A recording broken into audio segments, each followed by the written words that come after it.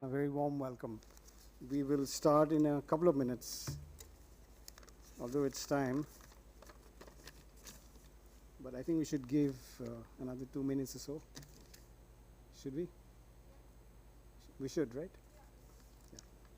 Yeah.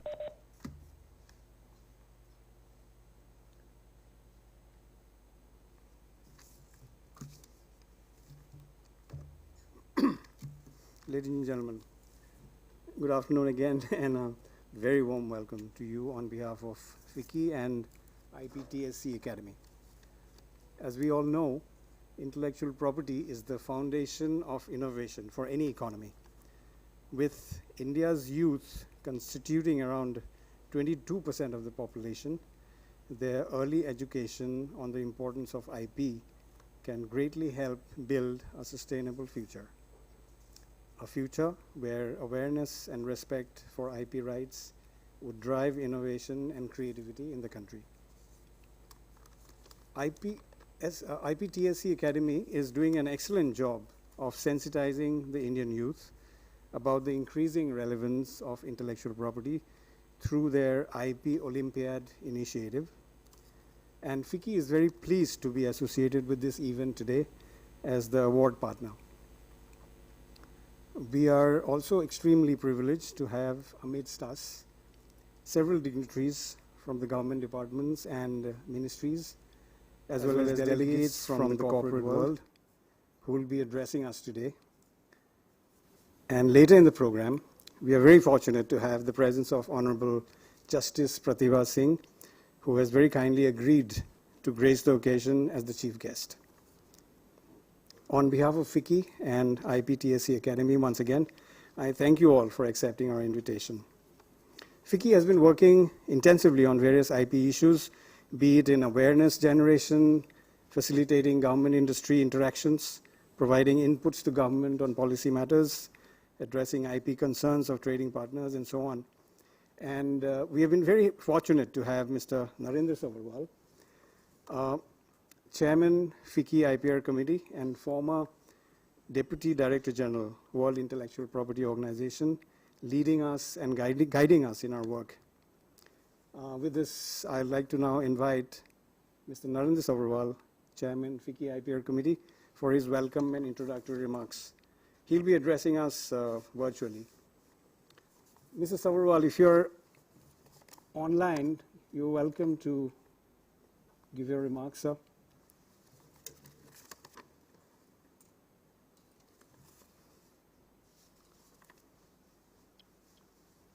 Good afternoon, ladies and gentlemen. I hope I am audible to everybody. We can hear you, sir. Please go on. Good afternoon. On behalf of FICCI and the entire team of IPTSE, I extend a very warm welcome to all the dignitaries and delegates to this IP Conclave and IPTSE Awards. I would like to thank and warmly welcome Honorable Chief Guest, Justice Prathiba M. Singh, who has very kindly graced the occasion later this evening and share her thoughts on the newly set up IP division of the Delhi High Court, as well as to award the winners of this year's IPTSE competition. A warm welcome to our guest of honor, Mr. Untitled Chapter, who has recently taken over the responsibilities of the Controller General of Patents, Designs and Trademark. With both Justice Prathiba Singh and Mr. Untitled Chapter, I have had the privilege of working together in the IP policy think tank. I would also like to extend a very warm welcome to senior representatives from the government, from various ministries and departments, as well as from the private sector. It is a rare pleasure to see so many senior officials and representatives coming together on a common platform in pursuant of a common objective.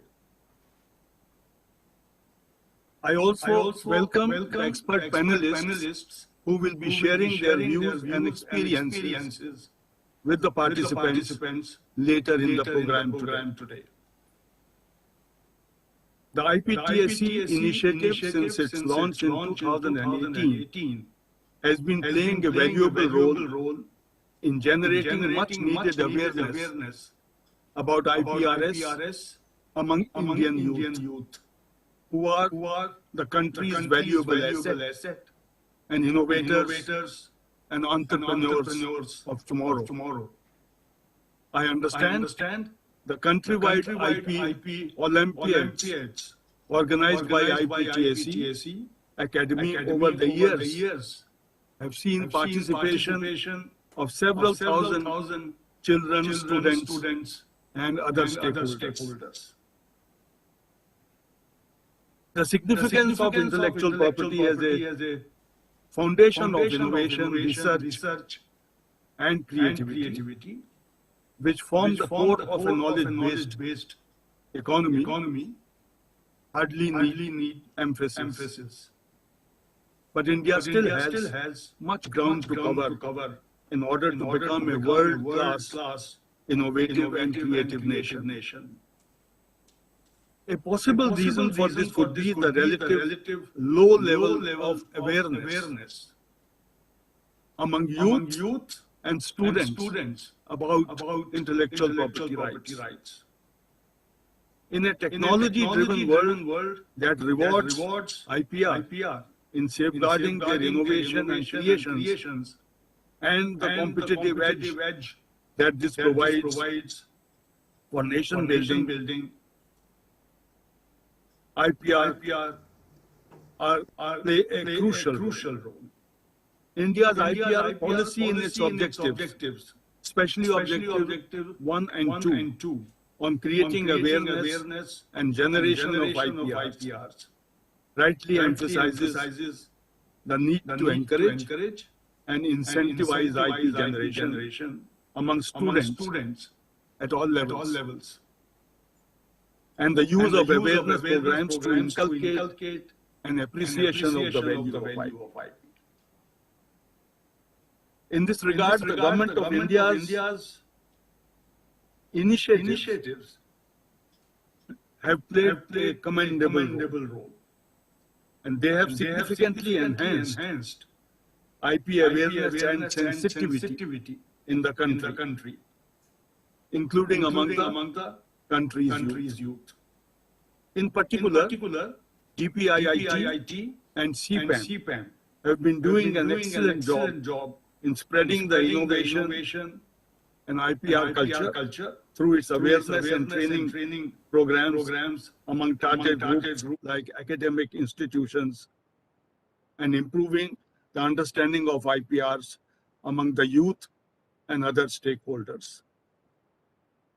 The results are becoming visible in the significantly improved relevant innovations and intellectual property numbers, such as IP filings, IP grants, and disposals.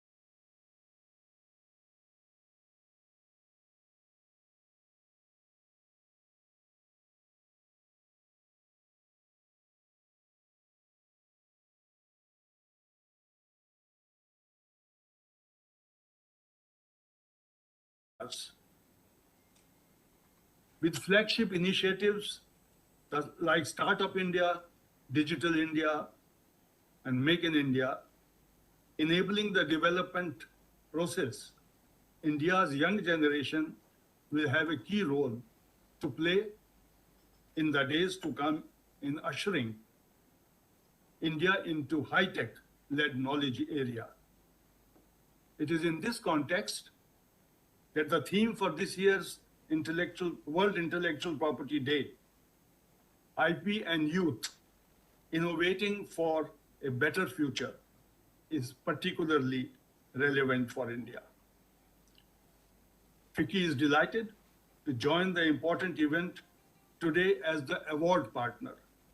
And on behalf of FICCI, I like to thank all for your presence here and also take this opportunity to thank the various government agencies as well as Ericsson and Creative First for coming forward to support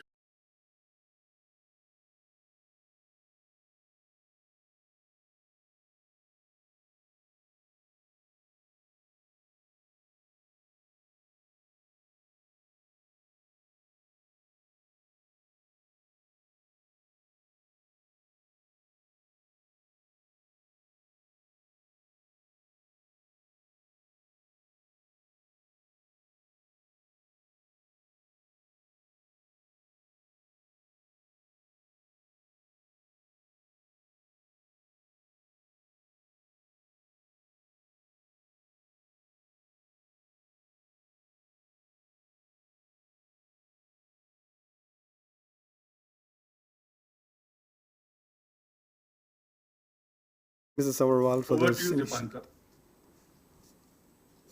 Dipankar. The IPTSE project is India's first of its kind IP Olympiad, which was started in 2018.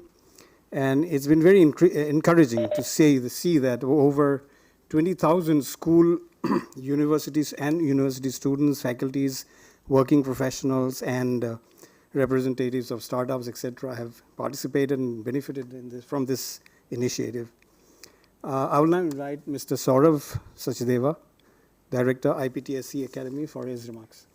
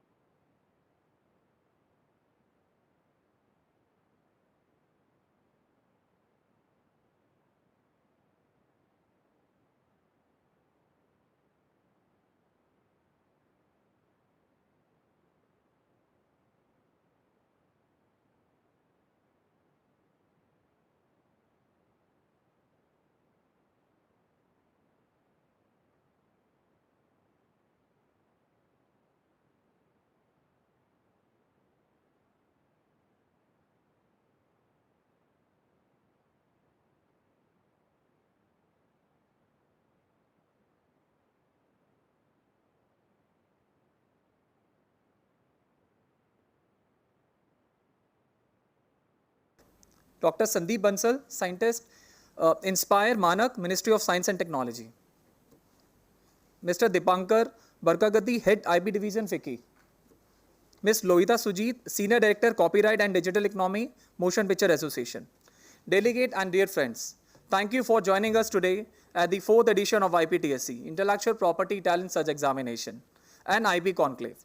I must also thank FICCI for having joined as an award partner. First of all, thanks to all the government departments and ministries for supporting this initiative.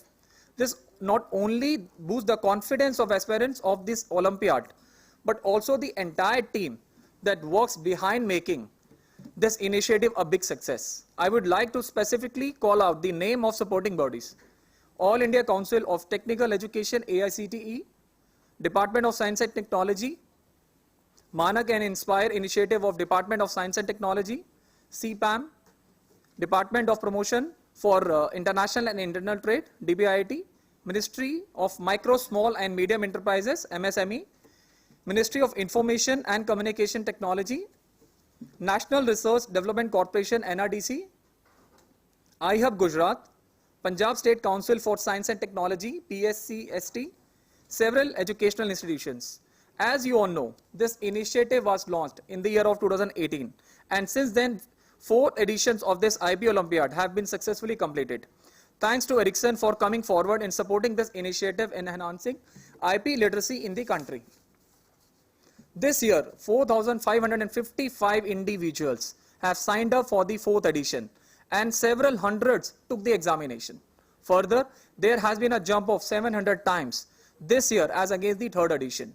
This is a great sign that IPTSE is becoming more popular, where young talent is identified through an annual exam that is taken online, covering various questions on several aspects of IPRs, including patents, designs, trademarks, copyright, geographical indication and trade secret. I am very happy to mention that in less than 10 months, IPTSE Academy has signed MOUs with more than 15 educational institutions, under which students from these institutions are encouraged to participate in the examination. I am very pleased to also mention that 4th edition onward, we made the e-learning platform available to all the registrants, under which they receive a unique dashboard. Those who register for an examination are provided with e-copies of important study material that comprises of details on interesting topics such as IP monetization and career shaping, a deck of 17 presentation on various important IP topics. We are very pleased to announce the copyright handbook, which will be launched today, will be made available in its e-version to all the registrants of the 5th edition of IP Olympiad. On behalf of the IPTSE team, I am very grateful to Creative First for having us as their partner in developing this handbook that compromises sectorial case studies. I am sure that readers will be highly benefited by this. I am also happy to mention the kind collaboration of FICCI as well. On behalf of the entire team of IPTSE, FICCI and Creative First, we would like to thank Honorable Justice Prathiba M. Singh, Judge, Delhi High Court, Mr. Karan Thapar, Deputy Secretary, Department for Promotion of Industry and Internal Trade, Mr. Atish Kumar Singh, Joint Secretary, Ministry of Micro, Small and Medium Enterprises, Dr. Mohit Gambhir, Director, Innovation Cell, Ministry of Education, and Dr. Ajay Garg, Senior Director, Ministry of Electronics and Information Technology, for giving their forward for this book. We will be launching the 5th edition of IPTSE and IP Olympiad, hopefully in the month of September, July to September, in between. So keep a tab on IPTSE website and its social media handles. Be part of this examination, as this will not only help you in learning nuances of IP, also in enhancing your resume. Today, corporations and firms are looking forward to hiring individuals who are IP literate. Rank holders are also given the opportunity to intern with us, including with Ericsson, Creative First and FICCI. Besides awards and certificates, various categories of individuals who can register for the upcoming editions are school students, university students, faculties, working professionals and startups. With good teamwork, last year itself we organized 20 webinars across various universities and several podcasts. The YouTube channel of IPTSE has also grown very well, where webinars on interesting topics are live, streamed and uploaded. I encourage you all to subscribe our IPTSE YouTube channel and get benefited. I would like to thank National Intellectual Property Awareness Mission, NIPAM, for having joined forces with IPTSE team in organizing various IP awareness program for academic institutions. Many thanks to Dr. Usha Rao for leading it from NIPAM and Intellectual Property Office and synergizing with IPTSE Academy to train and sensitize Indian students and faculties. As you all know, IPTSE is India's first of its kind IP Olympiad that is administered all over India to enhance IP literacy in the country. We are very sure that this will help in boosting domestic innovation in the country, leading to creation of a good IP portfolio. I would once again like to thank all the dignitaries as well as Ericsson for being the biggest support towards successful execution of IPTSE. As without their support, it would not have been possible to move even an inch toward this noble cause. IPTSE is working aggressively to create IP awareness across India, and we are having a vision and mission to touch base 10 million students digitally and physically by 2025 to promote IP. Last but not the least, once again, thanks to all the partners supporting us, government departments, and for boosting us our confidence. Each time we meet, that IP is surely going to take India to the next level. This gives us enough fuel and energy to keep working on IPTSE and bring it for the benefit of larger audience. Thank you so much.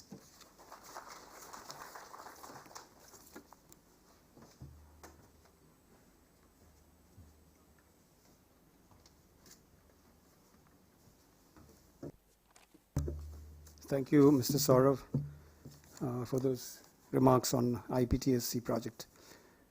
The support provided by Ericsson to the IPTSE Awards initiative deserves appreciation. This support will greatly help instill the culture of innovation and creativity in India, particularly among the youngsters. And we are very happy to have Ms. Monica Magnusson, Vice President, IPR Policy, Ericsson, joining us virtually from overseas for her remarks. Ms. Monica, you are most welcome to please come on.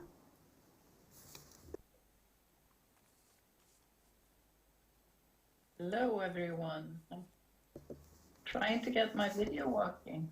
Yeah, we can hear you, Monica. Please go on. Thank you.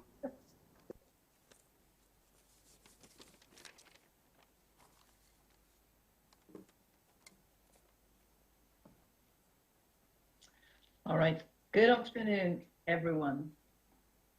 And my greetings from Sweden to Honorable Chief Guest Justice Prathiba Maninder Singh, Judge, Delhi High Court, Dr. Unat Pandit, Controller General of Patents, Design and Trademark, Commodore Amit Rastogi, retired, CMD, National Research Development Corporation, Mr. Karan Dapar, Deputy Secretary, Department of Promotion and International and Internal Trade, Mr. Atish Kumar Singh, Joint Secretary, Ministry of Micro, Small and Medium Enterprises, Mr. G.R. Raghavendra, Joint Secretary, Department of Law and Justice, Ministry of Law and Justice, Dr. Ajay Garg, Senior Director, Ministry of Electronics and Information Technology, Dr. Sandeep Bansal, Scientist, Inspire, Manak, Ministry of Science and Technology,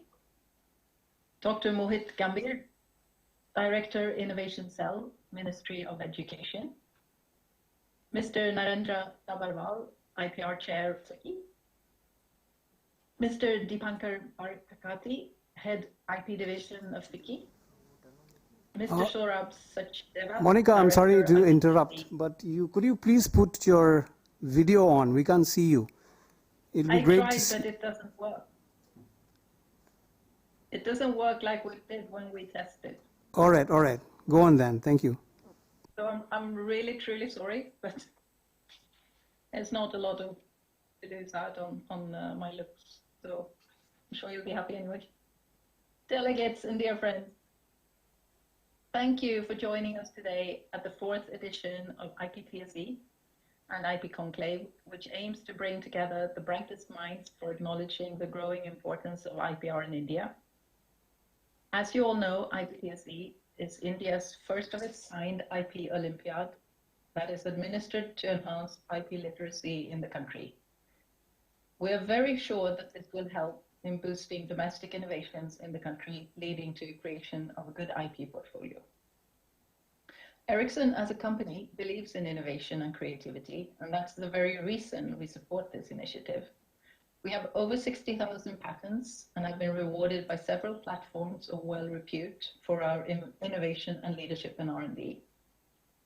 Our landmark 5G patent application forms the foundation of the 5G standardization work and shows how to incorporate numerous individual inventions to build a complete 5G architecture. With 130 inventors, it is the largest patent application in terms of inventors in the cellular industry anywhere in the world. Intellectual property forms the backbone of a knowledge-based economy And for countries such as India, the protection of intellectual property is crucial for promoting innovation and creativity, developing employment, and improving competitiveness. With its talent pool and rich heritage of producing technology innovators, India can become a leader in IP and innovation. At the same time, there's a lot to be done to create a culture of IP creation at an academic level. We believe it is important to nurture young talents and establish IP awareness and importance right at the academic level to encourage safety and protection in innovation. The right measures can foster innovation and boost economic growth of the country. In a bid to raise awareness about intellectual property rights among young talent in the country, the IPTSE initiative was launched in 2018, supported by Ericsson wholeheartedly. This initiative has led to several thousands of human connections where several individuals have taken the proctored IP examination. As the initiative is progressing, it is receiving great support from various government departments. I compliment the work of the entire crew of IPTSE in this initiative to newer heights in such a short interval of time. This year's data of those who registered for IPTSE is very encouraging. Several thousands of individuals signed up for the 4th edition, registrations of which were opened in the later part of the year 2021. There were hundreds of students who finally took up this examination. There has been a jump of 700 times. Very good work. Keep it up, Team IPTSE. I'm also happy to note the signing of several MOUs with various education institutes from across India. I understand that today a formal MOU is being signed with the National Research Development Council, an autonomous body under the Ministry of Science and Technology. I wish both the organizations all the very best for this great initiative. I especially congratulate Commodore Amit Rastogi, CMD, Nrdc, and Mr. BK Sahu, head IPFC and Nrdc, for taking this step and supporting IPTSE in its initiative of creating IP awareness.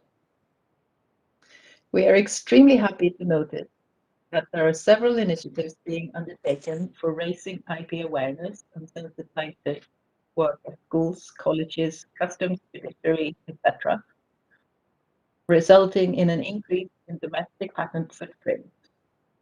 India today is seeing a steady rise in the filing and granting of patents, thus showing that there is a rise in the number of Indians who are making innovations and filing patents as well.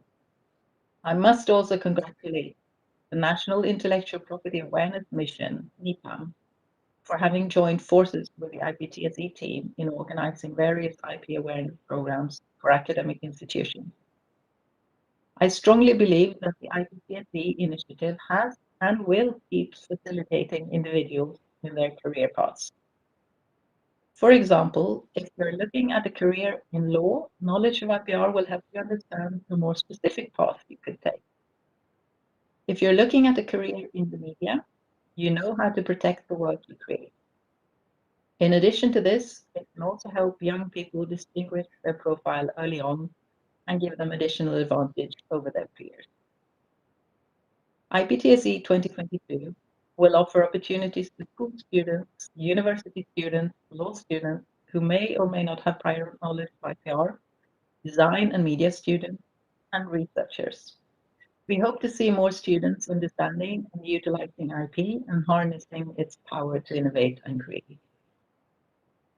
And again, I'm truly sorry the video wouldn't work, and I see it as a sign that I should be there in person and hope to be there in person the next time. Thank you very much.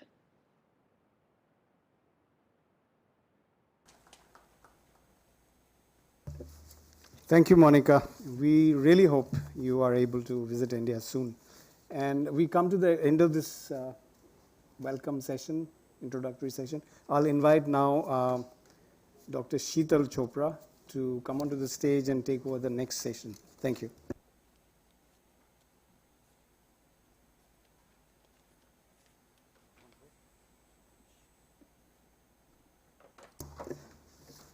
Good evening, everyone. Thank you, Dipankar. I think it was a great session. We now progress to the next one. And I am speaking with two hats on my head, not only as Ericsson, as the Director for IPR Policy for India, but also as the Honorary Course Advisor for IPTSE, which is Intellectual Property Talent Search Examination. I think it's a great blessing for all of us. We are seeing each other finally after a couple of years. And I'm so happy to see, so many partners who've been supporting IPTSE since like more than 3-4 years. So it's only because of you. Also, it's a great blessing to see a great constellation of speakers now who all I'm going to invite. They all represent key government ministries, departments. Believe you me, I have hosted several webinars, several conferences, but to see many of them together in one go is a rare occasion. So let me invite all of them one by one. Commodore Amit Rastogi, CMD, National Research Development Council, sir, please come. And with a big round of applause, please. And I really want to see all of you smiling. Let me also invite Mr. Jitendra Vijay, CEO, METI Startup Hub. Welcome you. We were also to have Dr. Ajay Garg from Ministry of ICT. He could not unfortunately join us for now, but he'll be soon with us by 5 o'clock. Let me also invite Dr. Jitendra Kaur Arora. Ma'am, please come.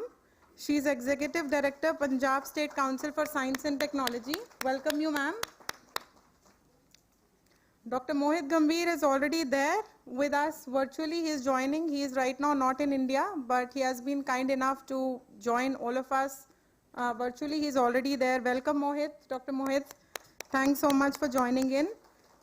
We also have pleasure of having video from Mr. Atish Kumar Singh. He is the Joint Secretary, Ministry of Micro, Small and Medium Enterprises. Thank you so much, sir. And may I request Satish ji, Mr. Satish Kumar from MSME, to please come. He's the Assistant Director. He works very closely with him, and on our request, he has agreed to be on the panel. Welcome, Mr. Satish. Dr. Sandeep Bansal, he is scientist at Inspire and Manak initiatives. These are two very important initiatives from Department of Science and Technology. Believe you me, he and his ministry also has been very ardent supporter of this noble cause. Very happy to see you all. We also had to have Mr. Karan Thapar. Unfortunately, he is unable to join. He is Deputy Secretary at DPIIT. I received a call that his daughter is unwell. He had to take her to hospital. So we all really pray that she gets well soon. And hopefully we'll be able to see him sometime soon in some conference. Okay, so we finally have all of you on the dais. I'll invite each one of you one by one, and sir, madam, as per your convenience, either you can stay on the dais and speak, or you can come at the podium and speak. So whichever way you feel comfortable. May I request Commodore Amit Rastogi ji from NRDC, he's the CMD, to sir, please give your address. Thank you. Yeah.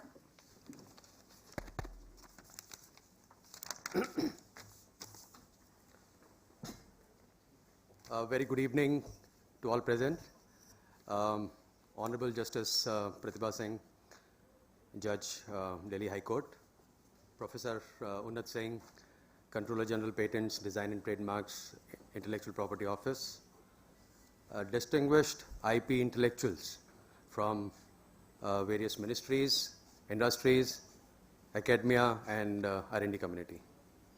I am indeed privileged to be here today speaking on the subject of IPR awareness. And I would say this is my maiden event after I have taken over last year as CMD NRDC. And I'm a new entrant, I would say, into the field, so we'll try and bring some new perspective on the subject, which is already being talked about, and enough and more has been talked about and spoken. Today, as you are aware, that we are here primarily for this 4th edition of IP Conclave, and IPTSE awards organized by IPTSE Academy. The event is about IPR awareness, and on that account, I would say the role of IPTSE is indeed laudable, because this is the subject I think which needs to be touched upon, because all the stakeholders in the chain of entrepreneurship, unless we touch each and every component in terms of generating IPR awareness, it cannot be successful. So, needless to talk about the importance of IP. I think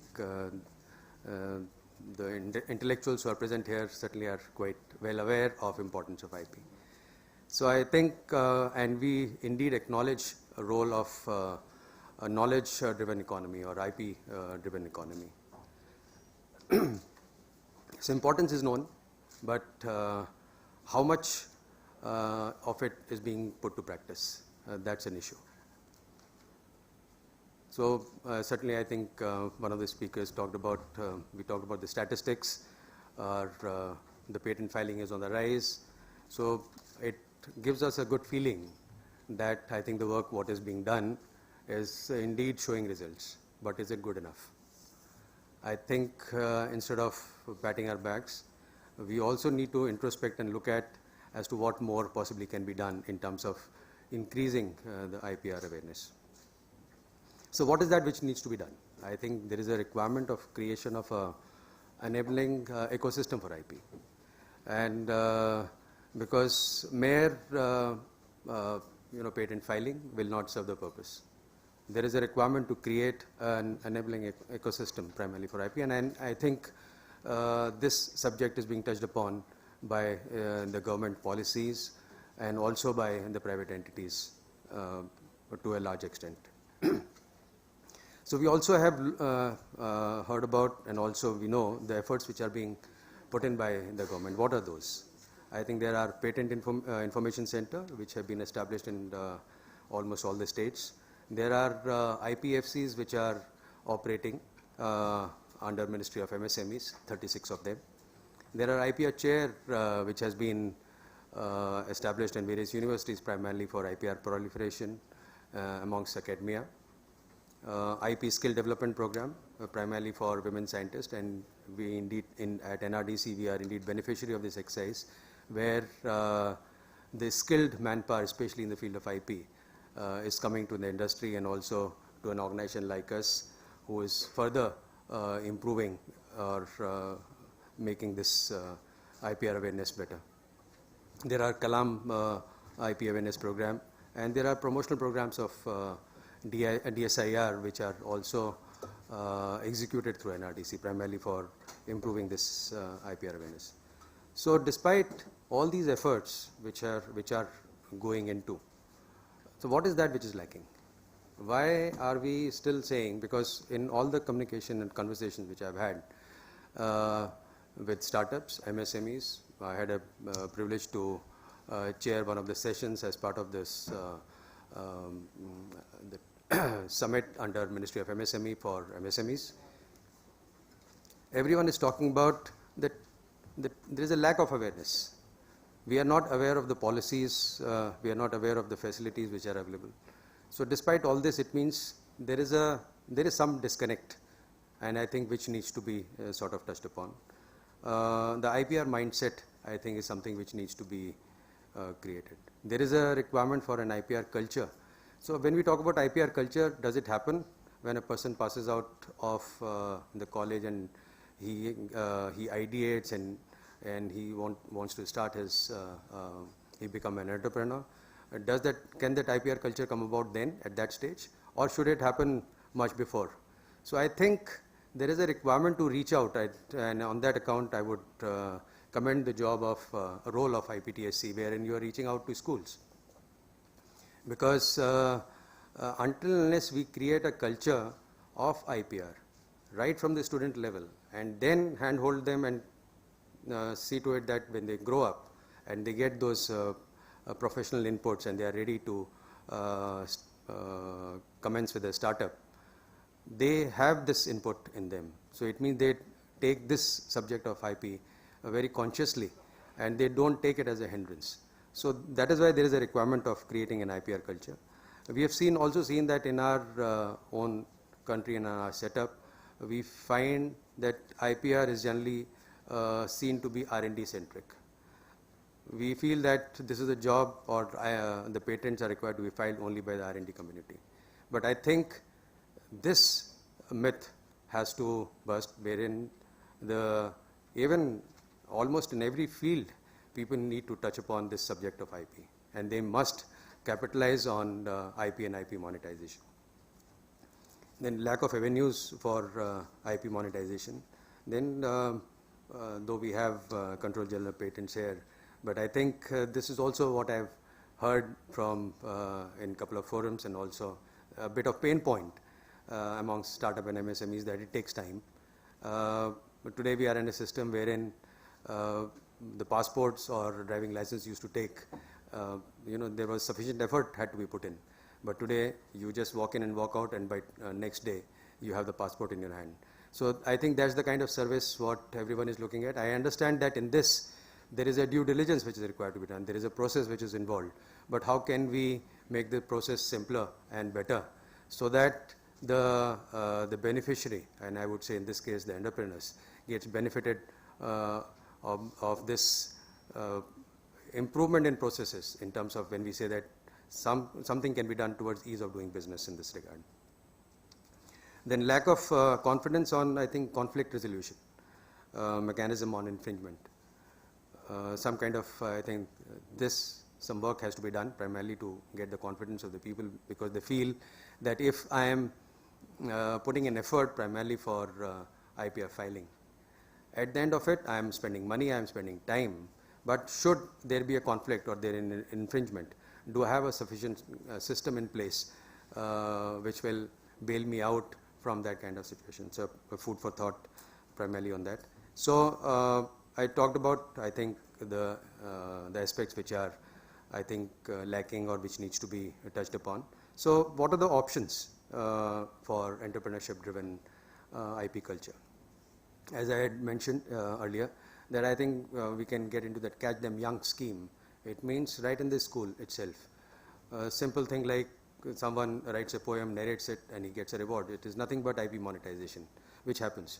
But that knowledge is not there that it is IP monetization. So it is implicit into all the activities which are happening in our daily lives, but a conscious effort to tell them that yes, this is what it would result into.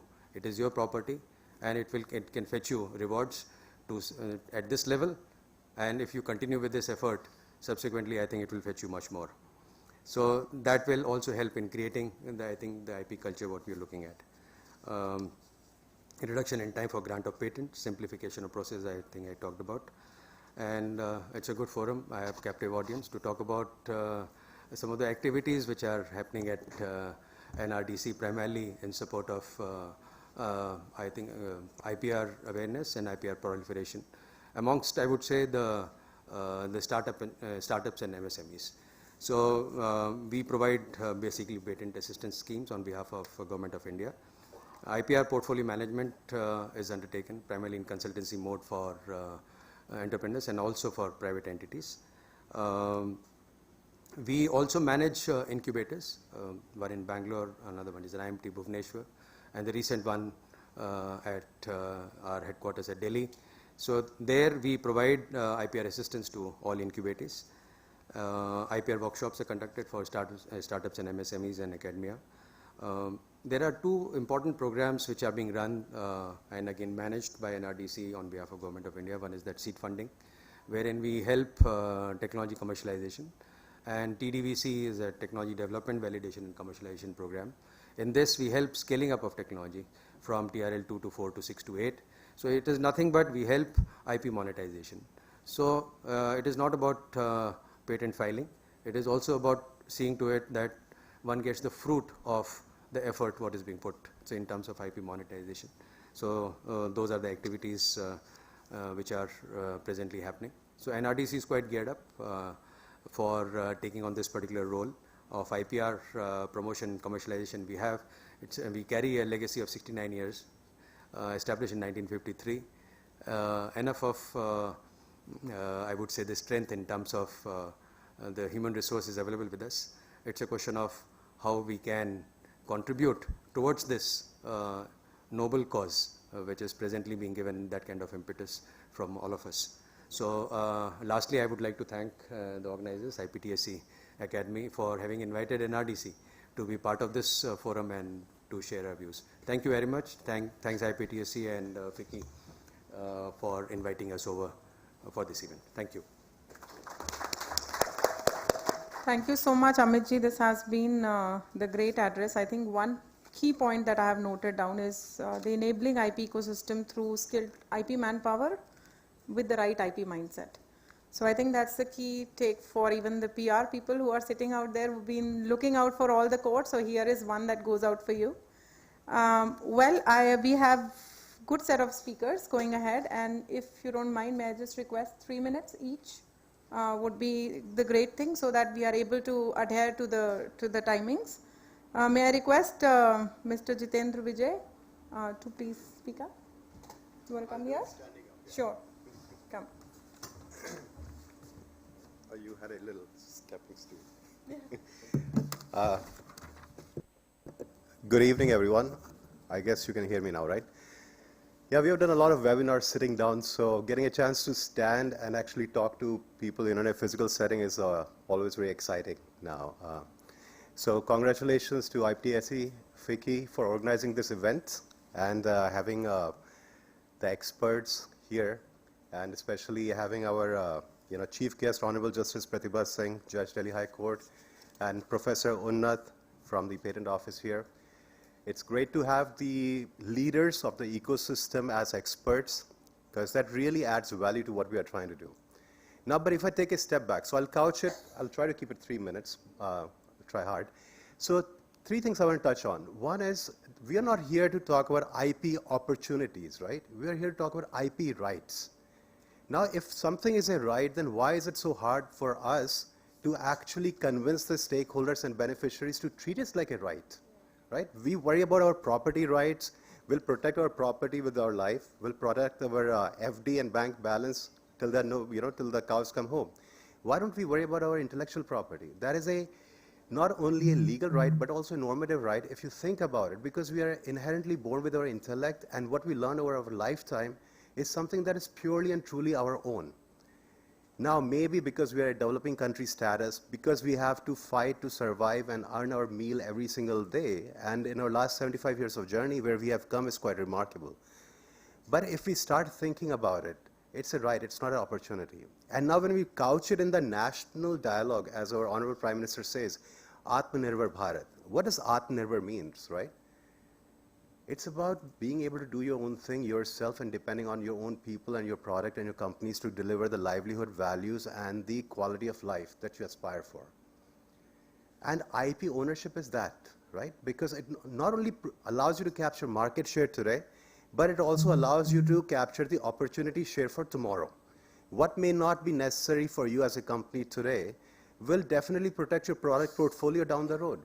So those are some of the arguments that we always think about when we are preaching, right? We are all evangelizing here, sitting on the same side of the table. But when we talk to the entrepreneurs or MSMEs, that's the message we try to give, is that you need to focus on that. Now, talking more specifically about Ministry of Electronics and IT, I represent the startup hub over there and work with Dr. Ajay Garg, who couldn't be here today. We have multiple schemes to fund intellectual property protections, right? So we do basic IPR seminars and awareness campaigns. We have IP reimbursement scheme where patent filing is reimbursed by the ministry, right, for domestic and international as well. We engage with the IP professionals so we can sensitize them and engage with them so that they are the eyes and ears and arms for us to go out and work with the MSMEs and the startups, right? And we have 51 odd incubators that we are supporting, 26 different center of excellence in the deep tech areas of 5G, drone, AR, VR, VFX, gaming, animation, drone, and other areas, right? And now all this deep tech involves IP. Creating a platform and aggregator was the first 5 years of India's startup mission. But if you look at it, in 5 years, India has become the 3rd largest startup ecosystem in the world. But if you do the correlation IP, right, innovation and entrepreneurship, innovation-wise, we're really lacking. IP filing and patent grants haven't gone up the way the number of startups have gone up, right? Number of unicorns are flying out the roof, right, every single day. Now, so there's a lot of room for us to catch up in terms of the IP filing and IP patents, right, protection. And that's where the ministry is also focusing, and hopefully, various ministries, and I know MSMEs, Satish is going to talk about the IP Facilitation Center and the things that they are doing, which is remarkable. But today, India represents a rainbow of opportunities, be it health tech, defense tech, agri-tech, infra-tech, you name it. IP is the backbone of everything. And that's where the ministry is focused on, is ensuring we can build an ecosystem and engage more with the IP professionals, because it's up to the professionals. You should be associated with each of the incubators out there. You should be engaging with the startups. You should be a service provider which adds value to the startup at the early stage, because it not only protects the value, but builds valuation for a startup. So I try to rush through it. I think I hope it didn't take too much time. But this is a topic that's very close to my heart. And at the ministry, we are very sensitive about it. And we really build, just like our Honorable Prime Minister gave a call for Atmanirbhar Bharat, that in the next 5 years, India will be a leader in IP filing and IP granted, right, compared to where we are as a startup. So we have a long way to go, but an exciting journey, and great to be with you guys today. Thank you. Thank you so much. You did a great job again. I know it was tough. But without much ado, let me invite Dr. Jitendra for your remarks.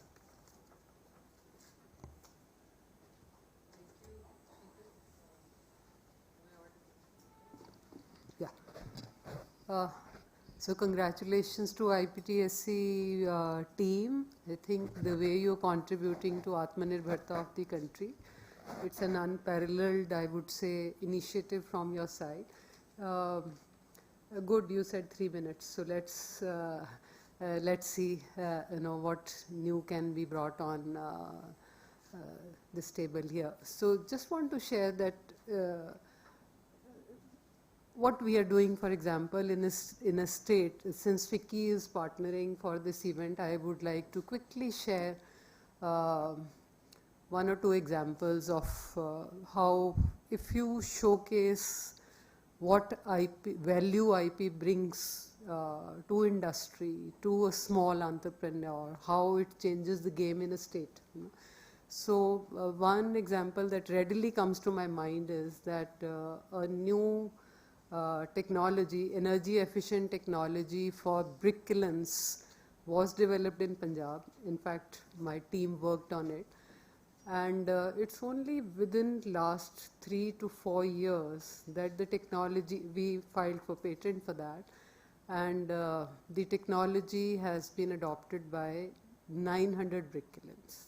And you can all visualize earlier a black fume coming from the stack of chimneys of brick kilns, which has kind of disappeared. And if I give it a figure, a quantifiable figure in terms of environmental impact it has had, it's 2 lakh tons of GHG emission reduction every year.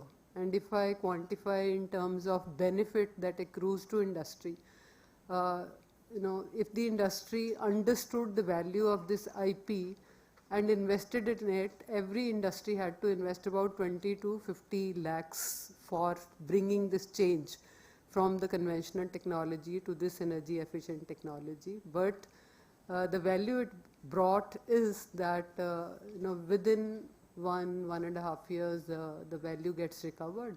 And then every year the industry reaps additional benefit of 20 to 30 lakhs. So that's how if the technology, my previous predecessor, the previous speaker talked about shifting from merely patent filing to actually commercialization. So I think these are few examples. The other example that come to my mind is GI giving a value to the artisans. Fulkari, for example, is a geographical indication from Punjab, and besides filing this GI, registering the GI users, another example that comes to my mind is one society which is Patiala Handicrafts in Punjab. It has about 800 women artisans associated with it. So once they are registered as GI users, they are finding the marketplace all over the globe. So having said that, I also would like to mention that by showcasing the value that such kind of IP brings to entrepreneurs, to small scale, to MSME like brick kilns, the state has, I think, jumped ranks drastically within last 4 or 5 years as far as understanding what IP means. The Punjab is now the top in the top 5 states of India as far as patent filing is concerned. And if I give you just numbers, in 18-19, it was only 168 the patent filings from Punjab. 2019-20, it's jumped to 706. 2021, 1444. So, multifold jumps every year, and this has been possible bringing stakeholders together, again saying so because IPTSE, FICCI joining hands this time. So in large numbers, bringing industry together. I also would like to mention that during COVID, for example, the industry was facing the challenge of labor migration.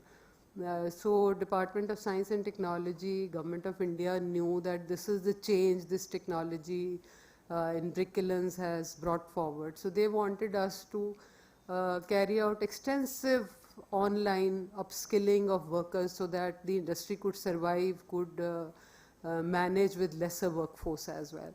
So also would like to mention that IPTSE is laying a lot of emphasis on bringing catching the people young in schools, colleges. So there is huge opportunity for dovetailing with the various ongoing programs. We've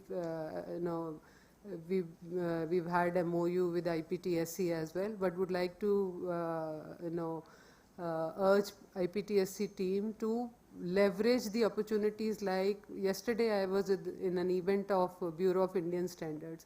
So they've recently set up the standard clubs in schools, for example, and I was sharing with them that IPTSE has this initiative. So there's huge opportunity.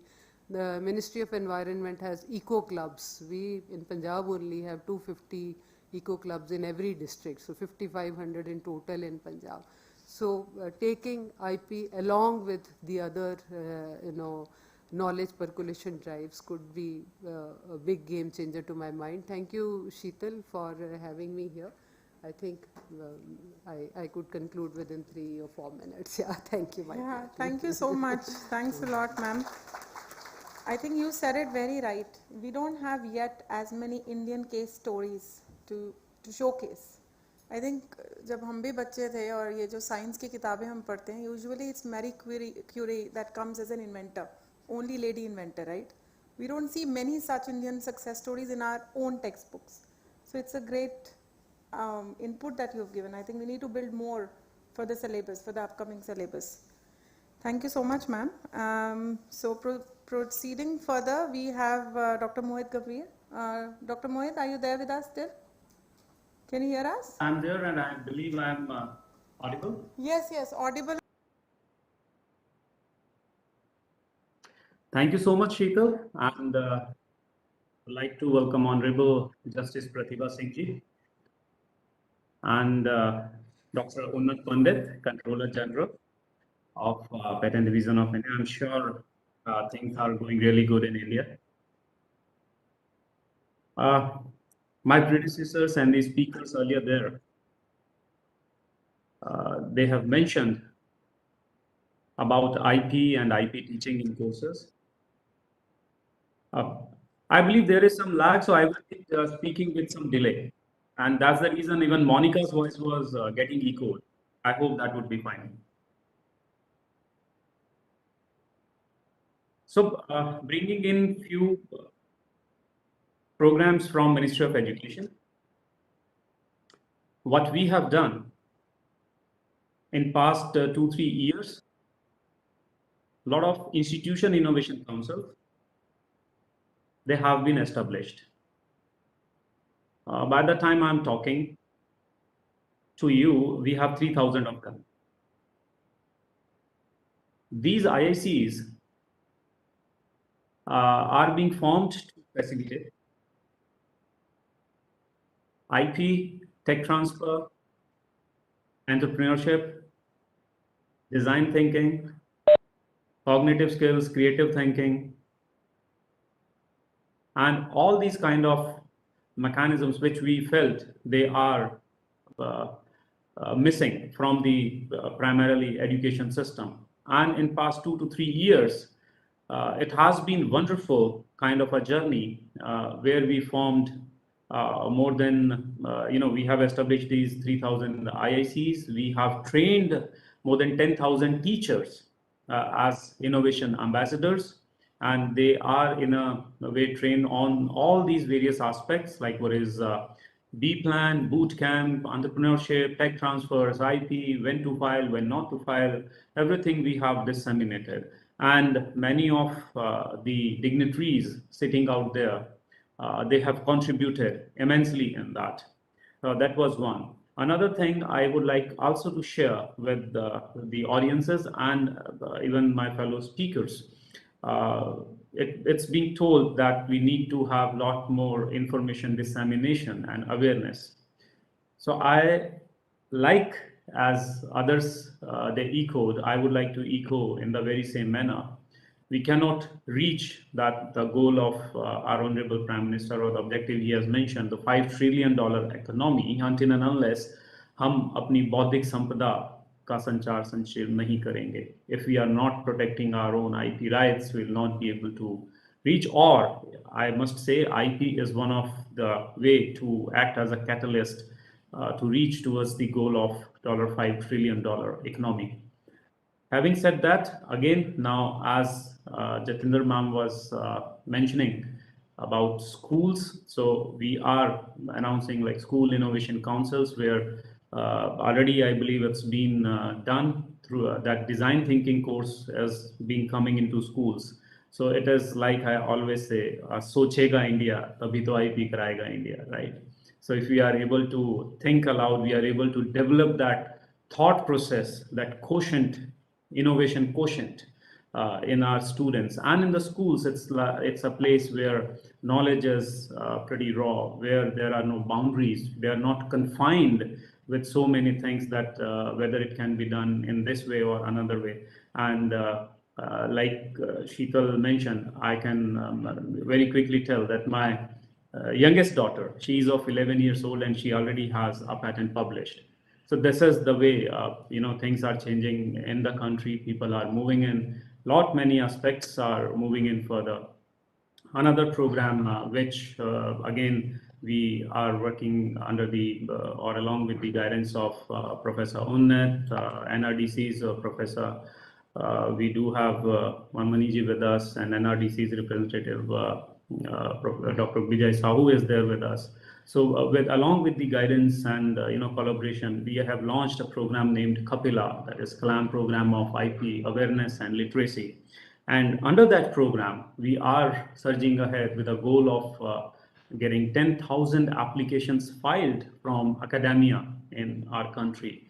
Now the objective is, I personally prima facie believe, today we are in the very prime stage, like a kid is being born. Yes, we have taken birth, then we take it, that's in the prime stage, and then kids start scrolling. Today we are at the prime stage, and that's the reason we have targeted, yes, 10,000 applications to be filed. Tomorrow we might look to crawl, then third year we might look to stand, fourth year we might look to take a little bit baby steps, fifth year we might look for more numbers, more quality, and more such things. So there is nothing to be low-hearted, nothing to be like feeling depressed that we are falling behind, but we have to start somewhere, and I'm sure like we have started already. Agencies like IPTSEs and IP Ethicon, the program they are doing, like IPTSE program, IP Ethicon is doing. It's really commendable the kind of way they are assessing students, assessing people, and getting IP awareness across nook and corners of the country. It's really commendable. And once again, I would like to wish all the very best. Yes, I'm running in the 4th minute. Thank you so much, everyone. And it's indeed a pleasure talking to you from so far at a distance, and keep innovating, make lives wonderful for all of us. Thank you so much. All the very best. Like you rightly said, technology has removed all the barriers. There is no one any far anymore, whichever country we may be sitting. So thank you so much that technology could make it possible for you to join in with all of us. Once again, thanks. And let's progress. And we have 2 more eminent speakers with us. May I invite Dr. Sandeep from Department of Science and Technology for your address, please. Sir, aapka mic. Thank you, Dr. Sheetal. Honorable Chief Justice Prathiba MC, my colleague on dais, and ladies and gentlemen. Let me first congratulate to IPTSE Academy for creating the awareness about IP in young researchers and innovators. We at Department of Science and Technology are implementing a scheme inspired by Manak for the student of class 6 to class 10th standard to foster a culture of creativity and innovative thinking among school children. In this scheme, schools are asked to nominate original ideas or innovations of the students which are rooted in science and societal application. Last year, we received about 7.5 lakh ideas from about 2 lakh schools across the country. However, we are able to select only 50,000 ideas for the Manak Award. This is because the quality of ideas received is an important issue, and we all have to address that issue. For school system, IP ecosystem is not just about creating and protecting their IP, but also respecting others' IP rights.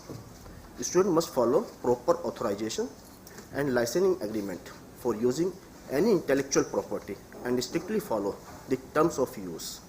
They must understand that without authorization, downloading songs, videos, and images from internet is against law. Buying pirated software, CDs and DVDs is a serious offense. This foundational awareness regarding the right of creator needs to be developed in students from the school level. There is a need to inculcate a culture of respecting the right of creator and giving due credit while using someone else's creation. With these few remarks, I congratulate Team IPTSE to organize this conclave and all the awardees who are getting award for the fourth edition of IPTSE Olympiad. Thank you.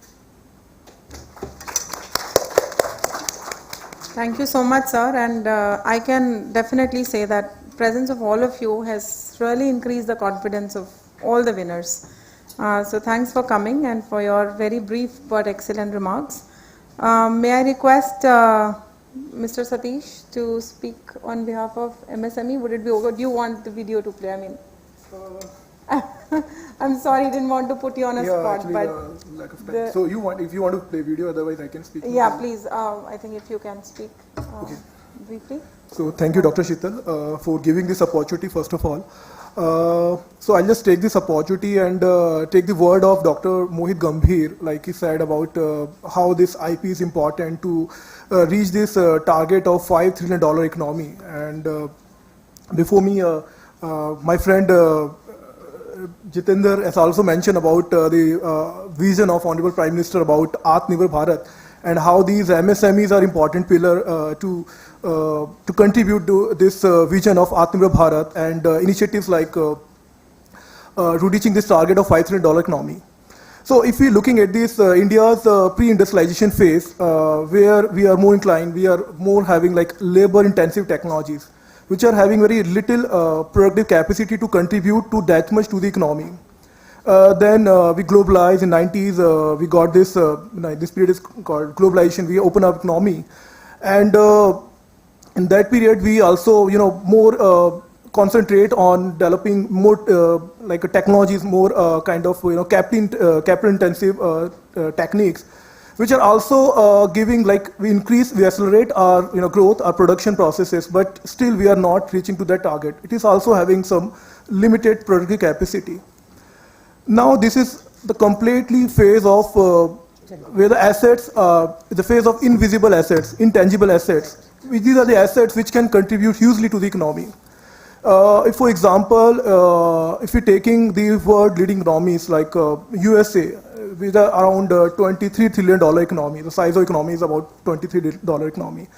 We just comparing another economy like China, which is having around $15 trillion economy. And if you're comparing India with in those economy, we are around 2.9 trillion.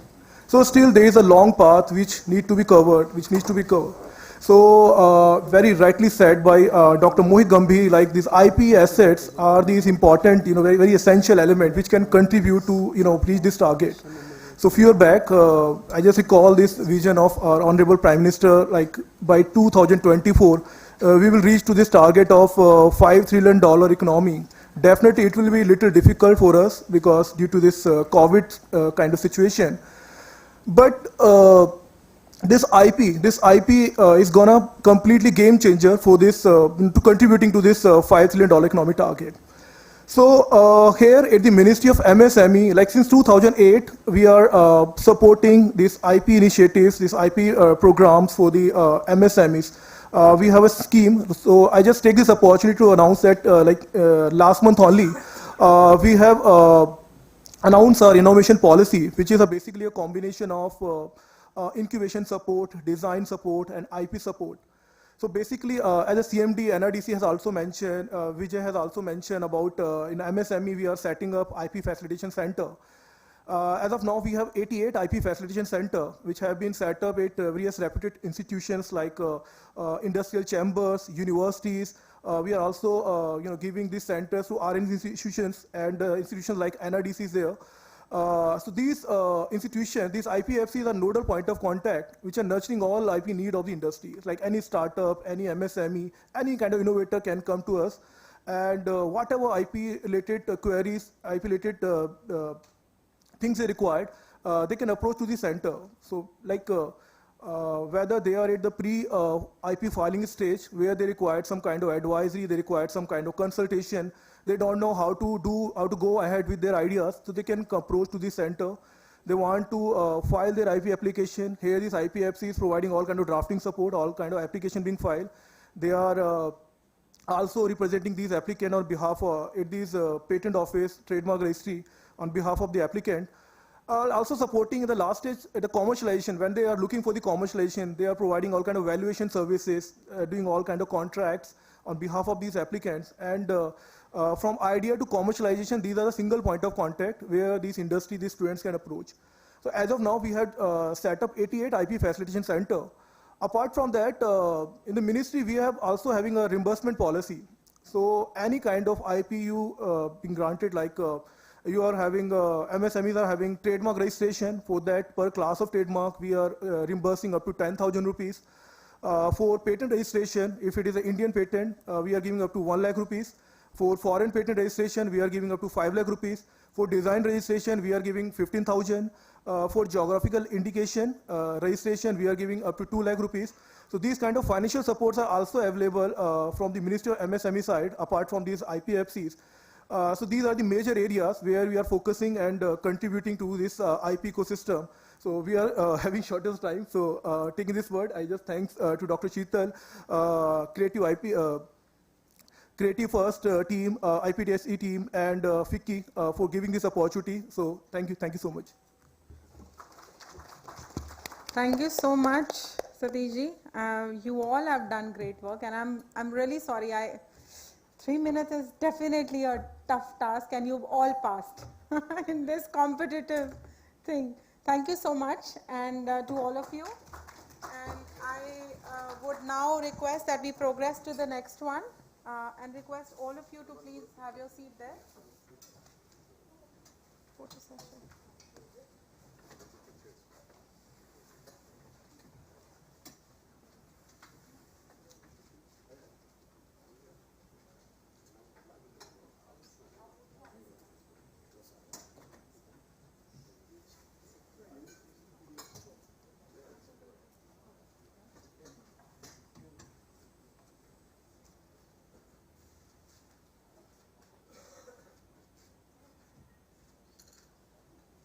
so much.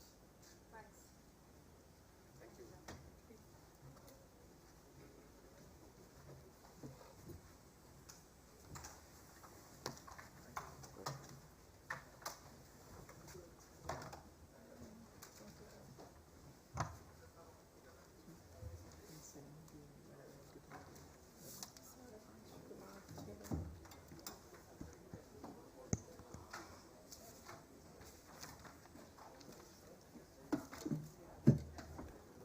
Hi everyone. So we are now progressing to the third leg of this program today. I think it's always difficult for all the organizers to keep the time intact. We are all trying our level best. May we now invite our guest of honors, Unnaji, please come on the dais. Professor Dr. Unnat Pandit, he is the Controller General of Patents, Designs and Trademarks, Intellectual Property Office, Government of India. With a big round of applause, please.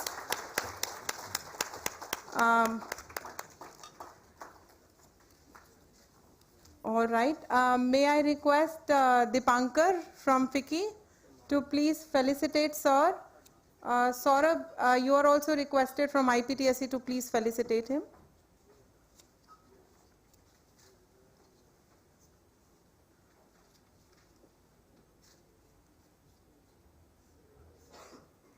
So you are requested to please accept this.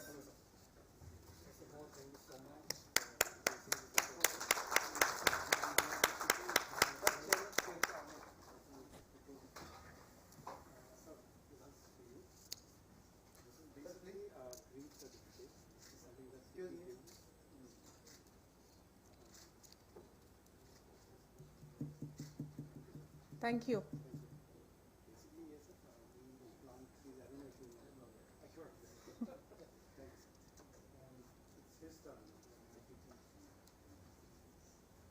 Yeah, please, big round of applause, all of you.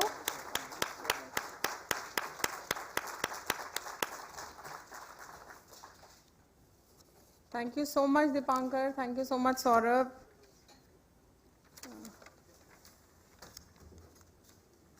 Dr. Unnat, for your remarks, please. Would you like to stay there and as you feel comfortable? Either way, sir. Yeah.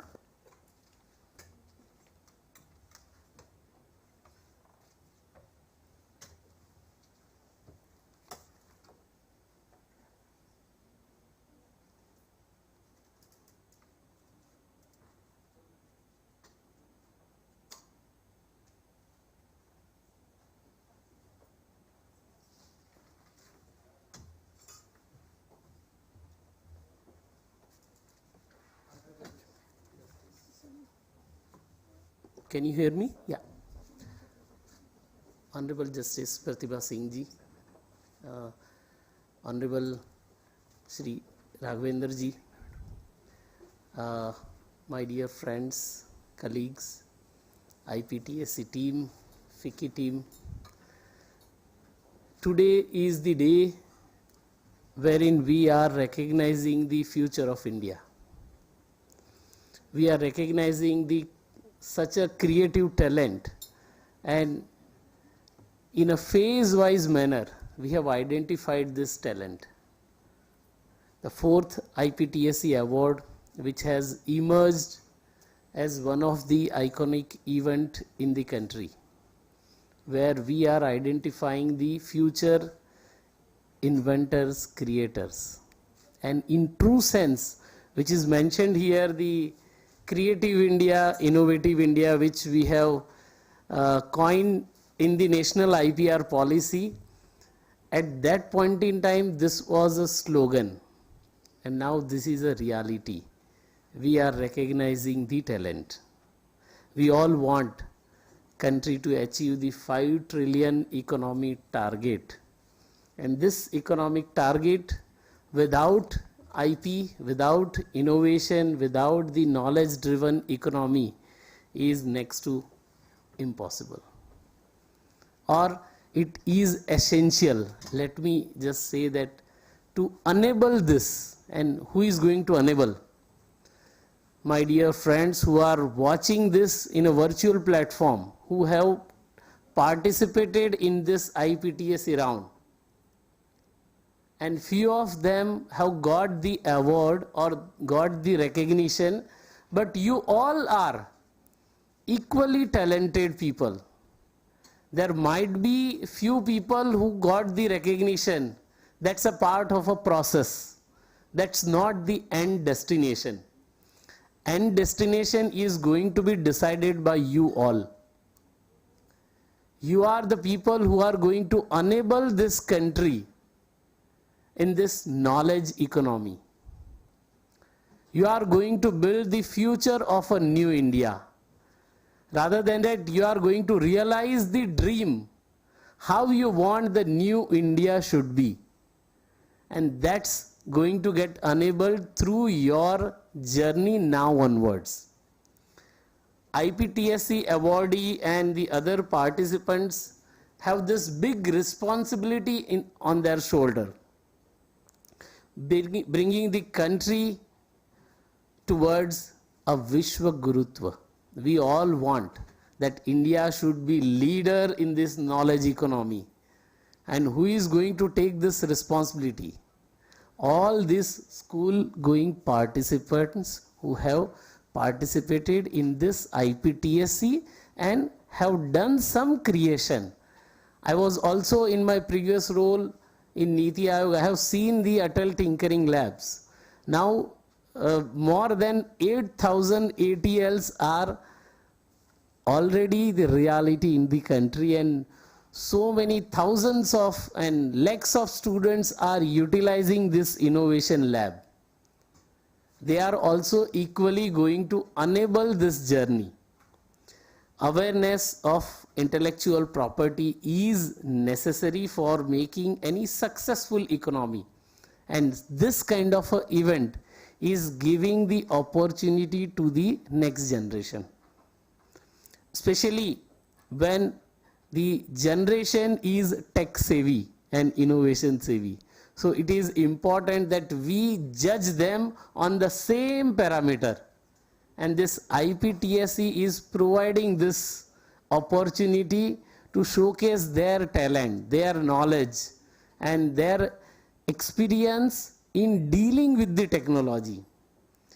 It is imperative to build a robust ecosystem wherein inventions and innovators are rewarded for their efforts.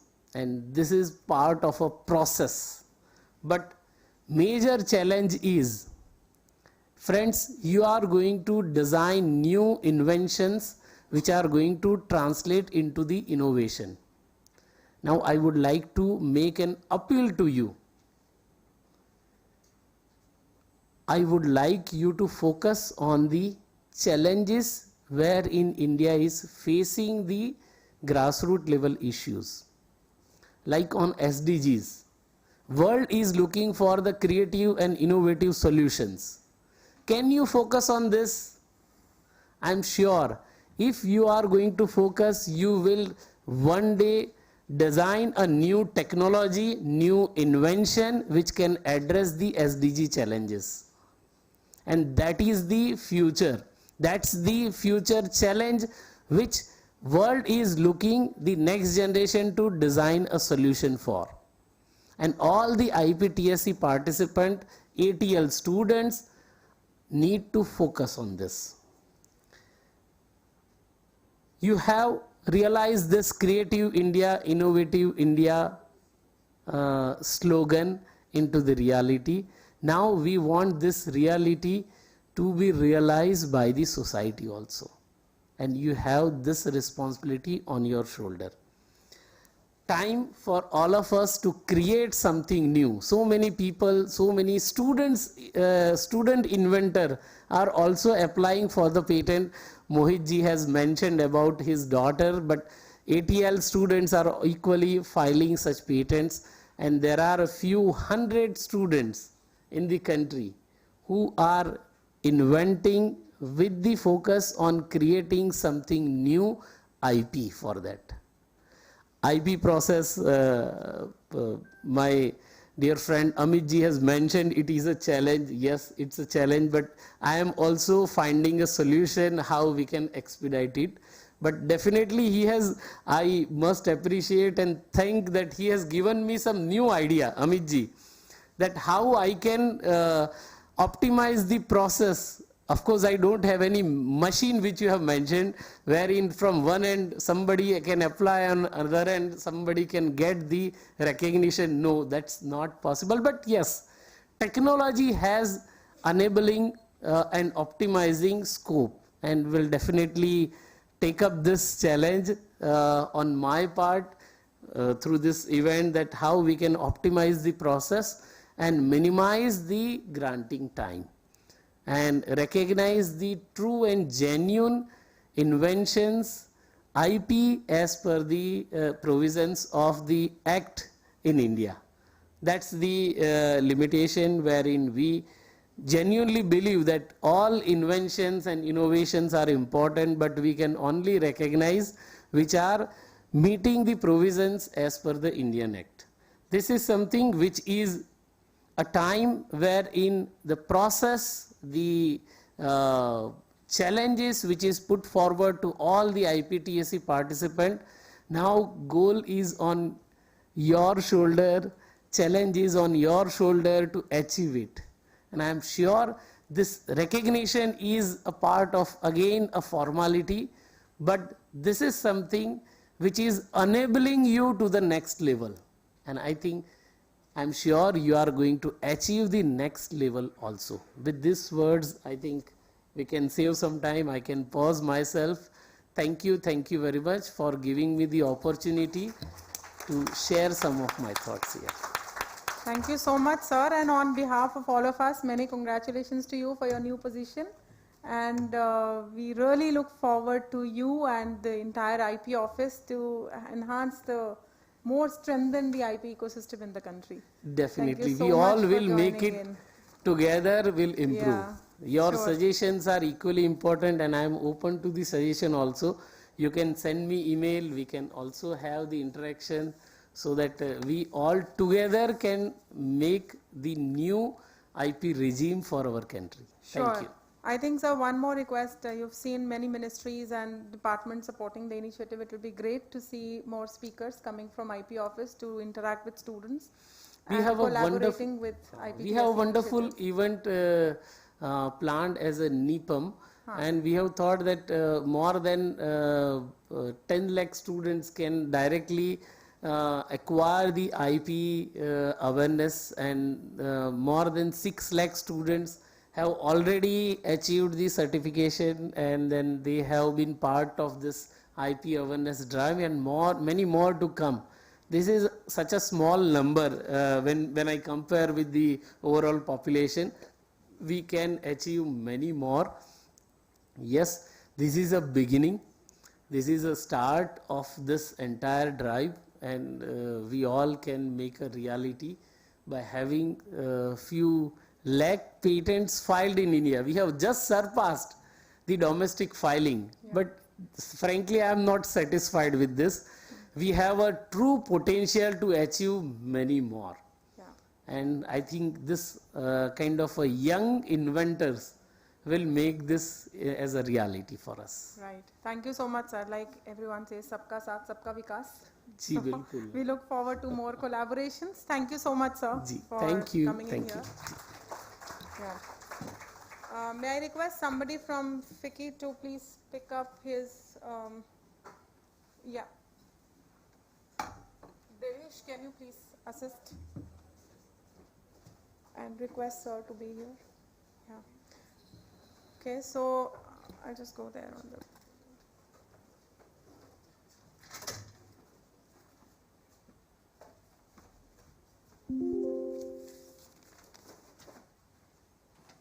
We are soon going to have our chief guest with us anytime soon.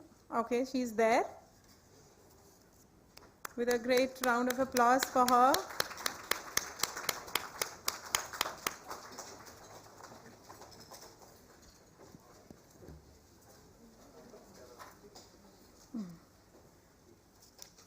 Welcome, ma'am, and what a great time of your entry. We just closed the previous session and we are just about to start your session, ma'am. So please allow me to call your panelist here and then have you there. May I request Mr. G.R. Raghavendra, Joint Secretary, Department of Justice, to please come on the dais. Ms. Lohita Sujit, Senior Director, Copyright and Digital Economy, Motion Picture Association. Please keep your hands together all the time.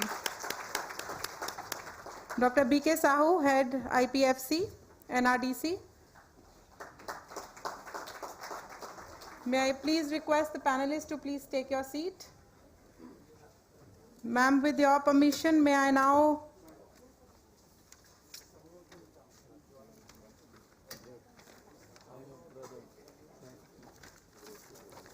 request ma'am to please also come on the dais. Honorable Justice Prathiba M. Singh, Judge, Delhi High Court. More claps, please.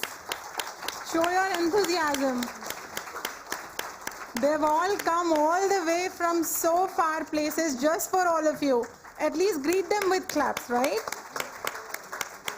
Okay. May I first request Vicky Dipankar to please felicitate ma'am. You have your green card there.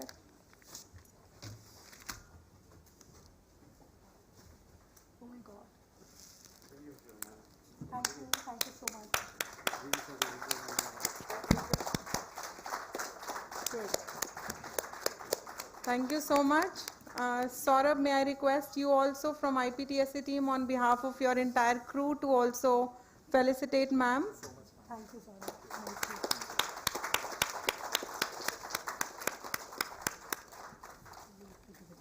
Okay, so as you all know, we've got this great session upcoming after ma'am's brief address, her keynote address. Please have a seat. And after ma'am has addressed all of us, I think I would request this session to be a fire chat session rather than be a panel discussion. Thoda sa fire with a lot of questions. Honorable Justice Prathiba M. Singh, may I request for your please address, ma'am. You would like to speak there or? No, I'll come there. Okay.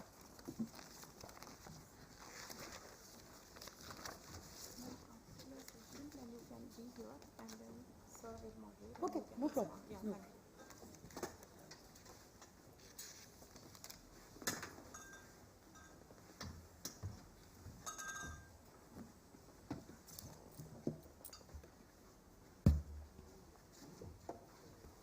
A very good evening to all of you. It's good to come back to FICCI as always and physically be part of an event which we haven't had the pleasure of for more than 2.5 years at least. And it's good to see a lot of familiar faces. Of course, I haven't registered all of you as yet, so pardon me. All the dignitaries on the dais and off the dais.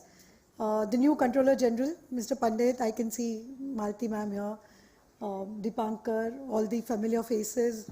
Good evening, ladies and gentlemen, friends. Sheetal and her team from IPTSE, including Saurabh, had come to invite me for this seminar, and I asked them what I should speak on. So basically what they've given me is the IP division of the Delhi High Court. So on this, I actually don't need any preparation. So I was very less stressed after I saw the topic, because we've just been living, breathing this IP division for the last 1 year. And India has actually done something historic after the abolition of the IPAB. So let me just take you all back to what happened in the last 1.5 years and where we stand today and how I look at the future as it's panning out.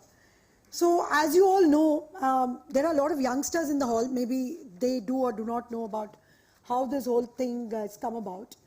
So until 1999, the jurisdiction in respect of all, can I request not to take separate images and photos, please, since the official photographers are there.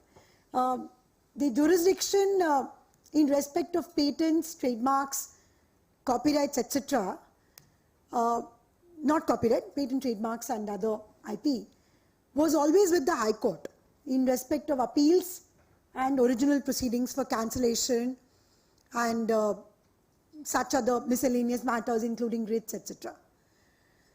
In 1999, the Trademark Act of 1999, the IPAB was constituted, and the intention when the IPAB was constituted was to create a specialized forum which would have, technical people and also a judicial member who could deal with patent matters and all these matters in a much more expeditious manner.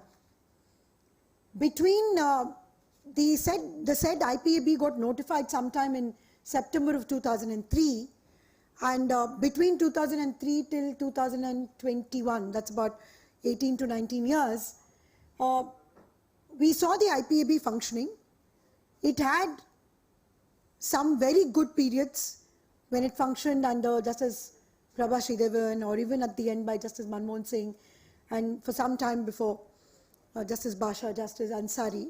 They did try their best, but the problem in the IPAB was, number one, its location in Chennai, and that benches had to be created, sittings had to be held across the country in different cities.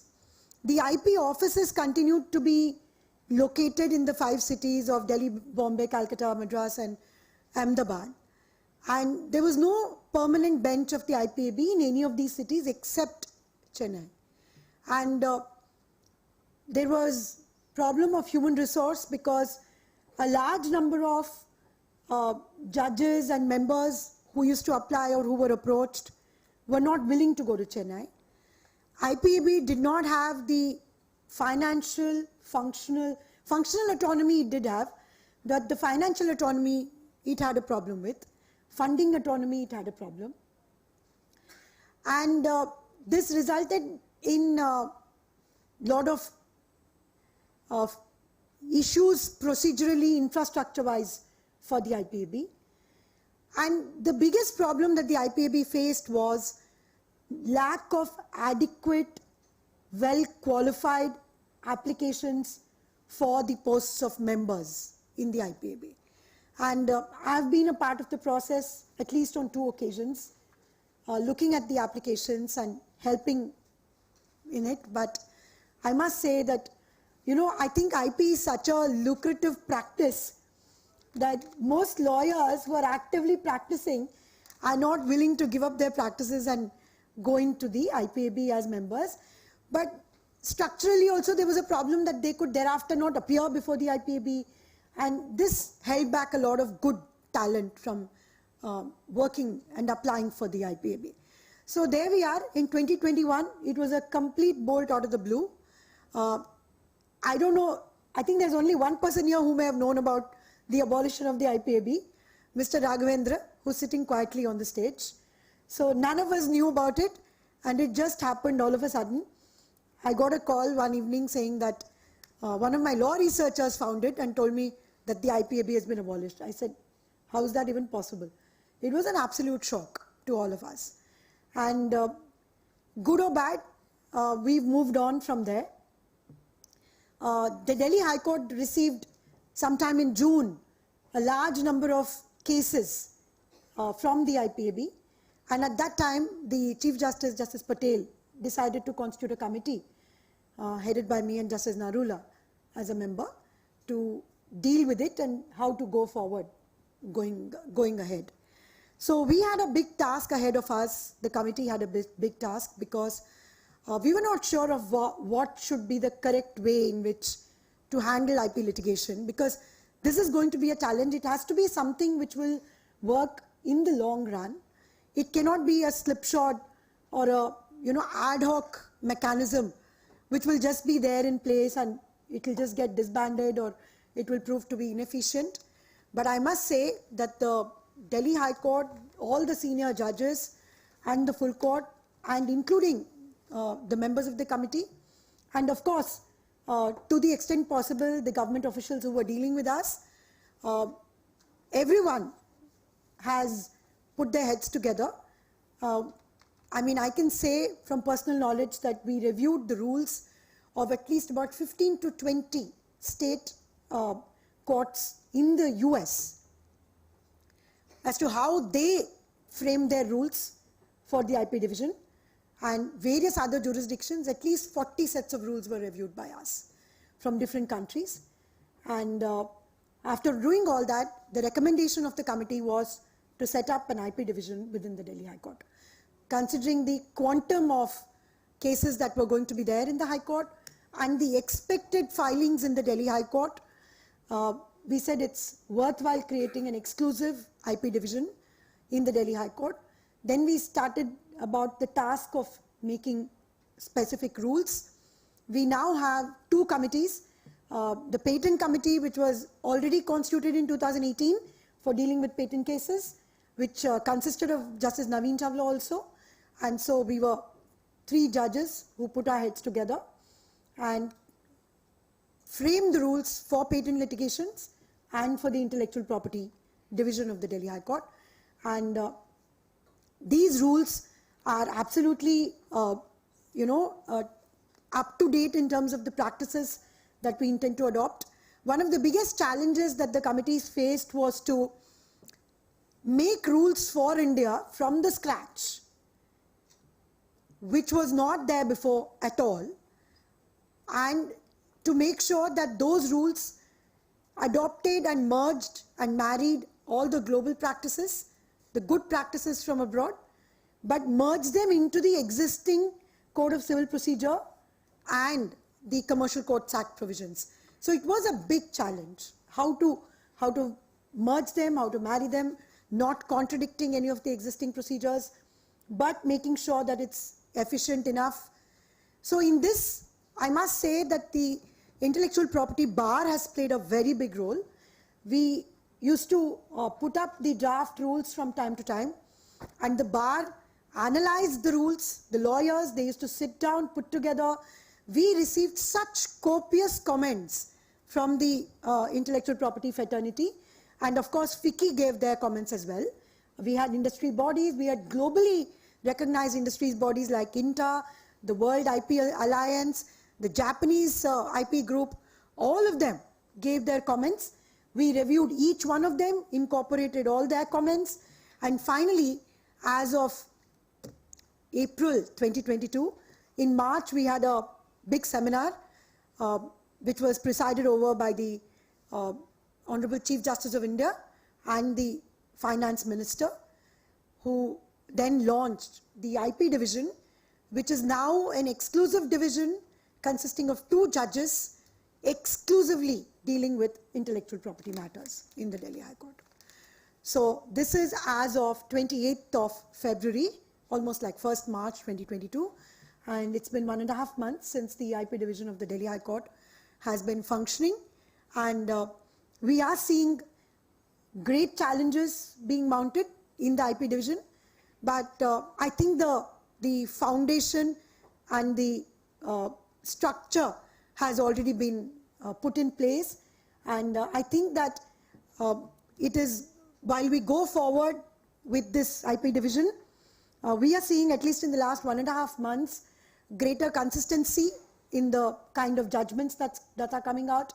Mostly even on procedural aspects, there is complete, if you say, kind of clarity which is there for the litigants and for lawyers. A number of rules in the Delhi High Court, IPD rules. For example, if there are 5 or 6 cases related to the same patent, there is a power of consolidation of that. So the court can actually say all these 5 cases will go together, the trial will be common. So this is one rule which is really proving to be helpful. Another rule, another issue that we were facing is, in the district court there is a suit for infringement, in the High Court there is a rectification. So those 2 can be consolidated by the Delhi High Court and brought together. We are also in the IP division dealing with not just original proceedings and suits, we are dealing with appeals, we are dealing with writs, we are dealing with revisions. So the IP division is now an all-in-all IP court where all issues relating to IP are being adjudicated. No longer different courts adjudicated. This is a very unique system because the IP division has writ jurisdiction, appellate jurisdiction, original jurisdiction, revisional jurisdiction, which is completely unheard of. If you all know what I'm saying in terms of the Code of Civil Procedure, it's completely unheard of.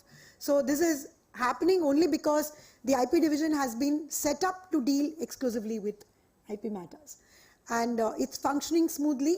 I mean, I shouldn't be saying about it. I think it's the lawyer community and the litigant community which should speak about it. You will all be surprised to know that the IP litigation landscape in India has changed completely over the last 20 years. Initially, sometime in 2000-2004, between 2000 to 2004, for example, in the Delhi High Court, we had about 2,000 IPR cases, out of which the maximum were of trademarks, and patent cases were just 3 in those 4 years, 5 years. Only 3 patent cases were there. Then it became, in the next 5 years, it was 13. 2010 to 14, we saw about 61 patent cases. 2015 to 19, 179 patent cases. And 2020 to now, in the pandemic, it's more than 130 cases in just 2 years. So the IP litigation landscape is completely changing in India. We are having more and more patent litigation, which just shows and matches up with the innovation that's happening in India. I did read about the recent reports about how Indian filings have surpassed the foreign filings in India in the last quarter. It's happened for the first time. And earlier, I remember when we used to take out statistics, prior to 2015, the statistics were for trademarks, 80% domestic, 20% foreign. In patents, it was the exact opposite, 80% foreign, 20% domestic. And when we reviewed for the purpose of this seminar in March, the filings had come up to 60% domestic, 60% foreign and 40% domestic, which was still 60-40. But in the last quarter, domestic filings of patents have surpassed the foreign filings, which I think is not just an ordinary feat, because for domestic filings to surpass foreign filings, India has had to have this entire movement surrounding around innovation. And that's happened due to various, starting with the IPR policy and various other steps, etc. So I think as filings increase, as administrative exigencies are also being taken care of, there are challenges which we are facing. So IP adjudication also has to be streamlined. There's a recent parliamentary committee report which has recommended IP divisions in all high courts in the country as of last week, to be followed on the model of the Delhi High Court. And that report actually says so, that we should, because in the earlier report 6 months ago, the parliamentary committee had said we should reset up the IPAB. But then that recommendation has now been reviewed and it has been changed to say that we should establish IP divisions across the country in all high courts. We should have exclusive IP divisions. And I think that IP adjudication going forward is going to look completely different. In the IP division, we are now looking to recruit engineers, scientific graduates, science graduates in different fields of science, to be able to help the judges on a regular basis. We have law researchers who help us regularly, but now we are going to have law researchers who are also science graduates. You could call them scientific researchers or whatever. We are also hoping to draw up panels of experts, and hopefully this panel of experts which the High Court, the Delhi High Court intends to draw up, should be a panel which can be used by high courts across the country. And if we have a panel like this in any court, in any high court, if there is an issue, let's say about telecommunications, about electronics, about biotechnology, about biochemistry, the court can look at that panel and call for the services of that particular expert, and then he or she can be asked to give evidence, can be asked to give a report on the patent. So it can be of great use for the judges who are not scientifically qualified people. And going forward, we imagine that this kind of a help for judges in the IP division will be of great assistance so that we get our own independent inputs from these experts and researchers. And the Delhi High Court is in the process of going to recruit these kind of scientific researchers for helping the judges in the High Court, both at the IP original level and even at the appellate level. So I think I've passed my time, it's 20 minutes. This is all that I wanted to say in terms of the IP division of the Delhi High Court. I really think that with the growing innovation that's happening, the fact that high courts will be supervising the patent offices and trademark offices, I think is a good thing, because there was this, whenever there's something happening in a court, there's a lot of accessibility and transparency, because the bar is there, it's an open court, everybody can see. Most of our courts are hybrid. Anyone from anywhere in the world can sit down and watch the proceedings of the IP division on a daily basis, morning to evening. So it creates a huge amount of goodwill and equity within the IP division and the court system in India, so that, litigants from across the world and in India are sure about the transparent systems that have been adopted, the procedures which are globally recognized. We have features of hot tubbing, we have features of local commissioners recording evidence, we have VC facilities now in the IP division in the Delhi High Court. So, I mean, I know even as on today, there was a lawyer from Chennai who logged in and argued in a matter. So it's not that we're going to shut them out. We can definitely have even independent experts appearing online and clarifying queries to us if we want. So the whole ecosystem due to the pandemic has changed.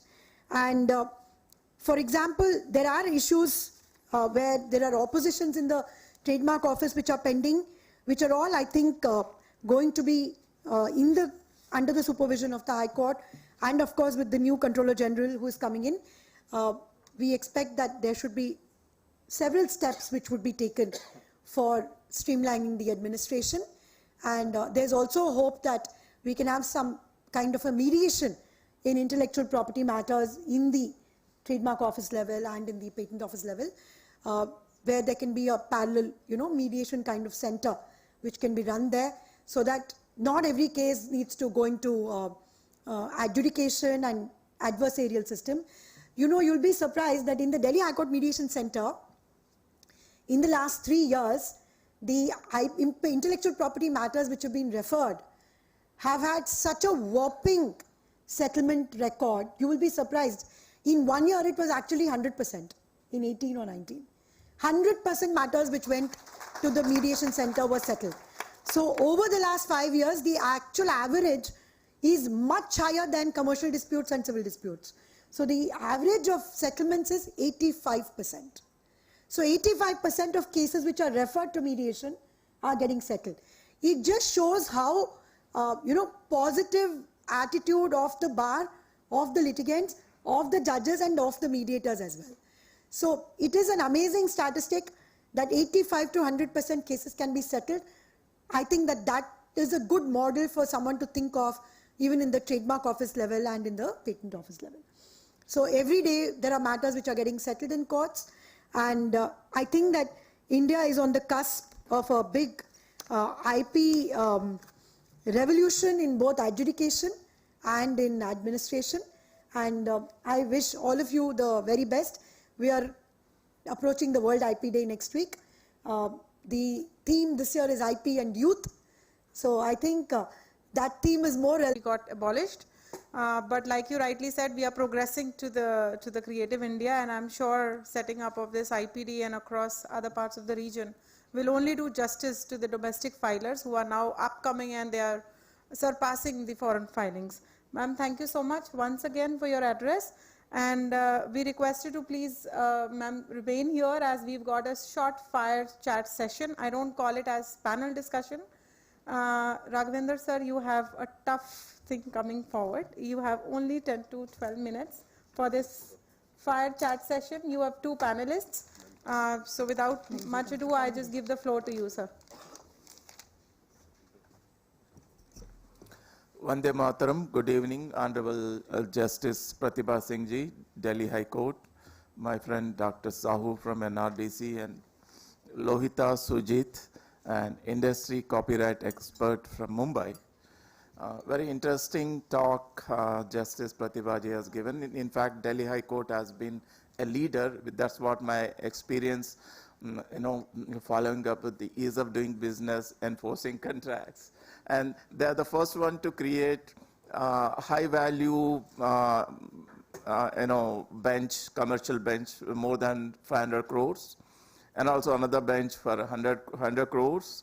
And they are the leaders in e-filing. And when we got the software patch of the Registrar of Companies for Company Affairs, and then hand it over to E-Committee, they are the first one to introduce the e-summons. And I just saw their January data and February data. Again, they are the leaders. More than 1,100 e-summons have been issued in 22 commercial courts. Then there are the large number of dedicated commercial courts in Delhi.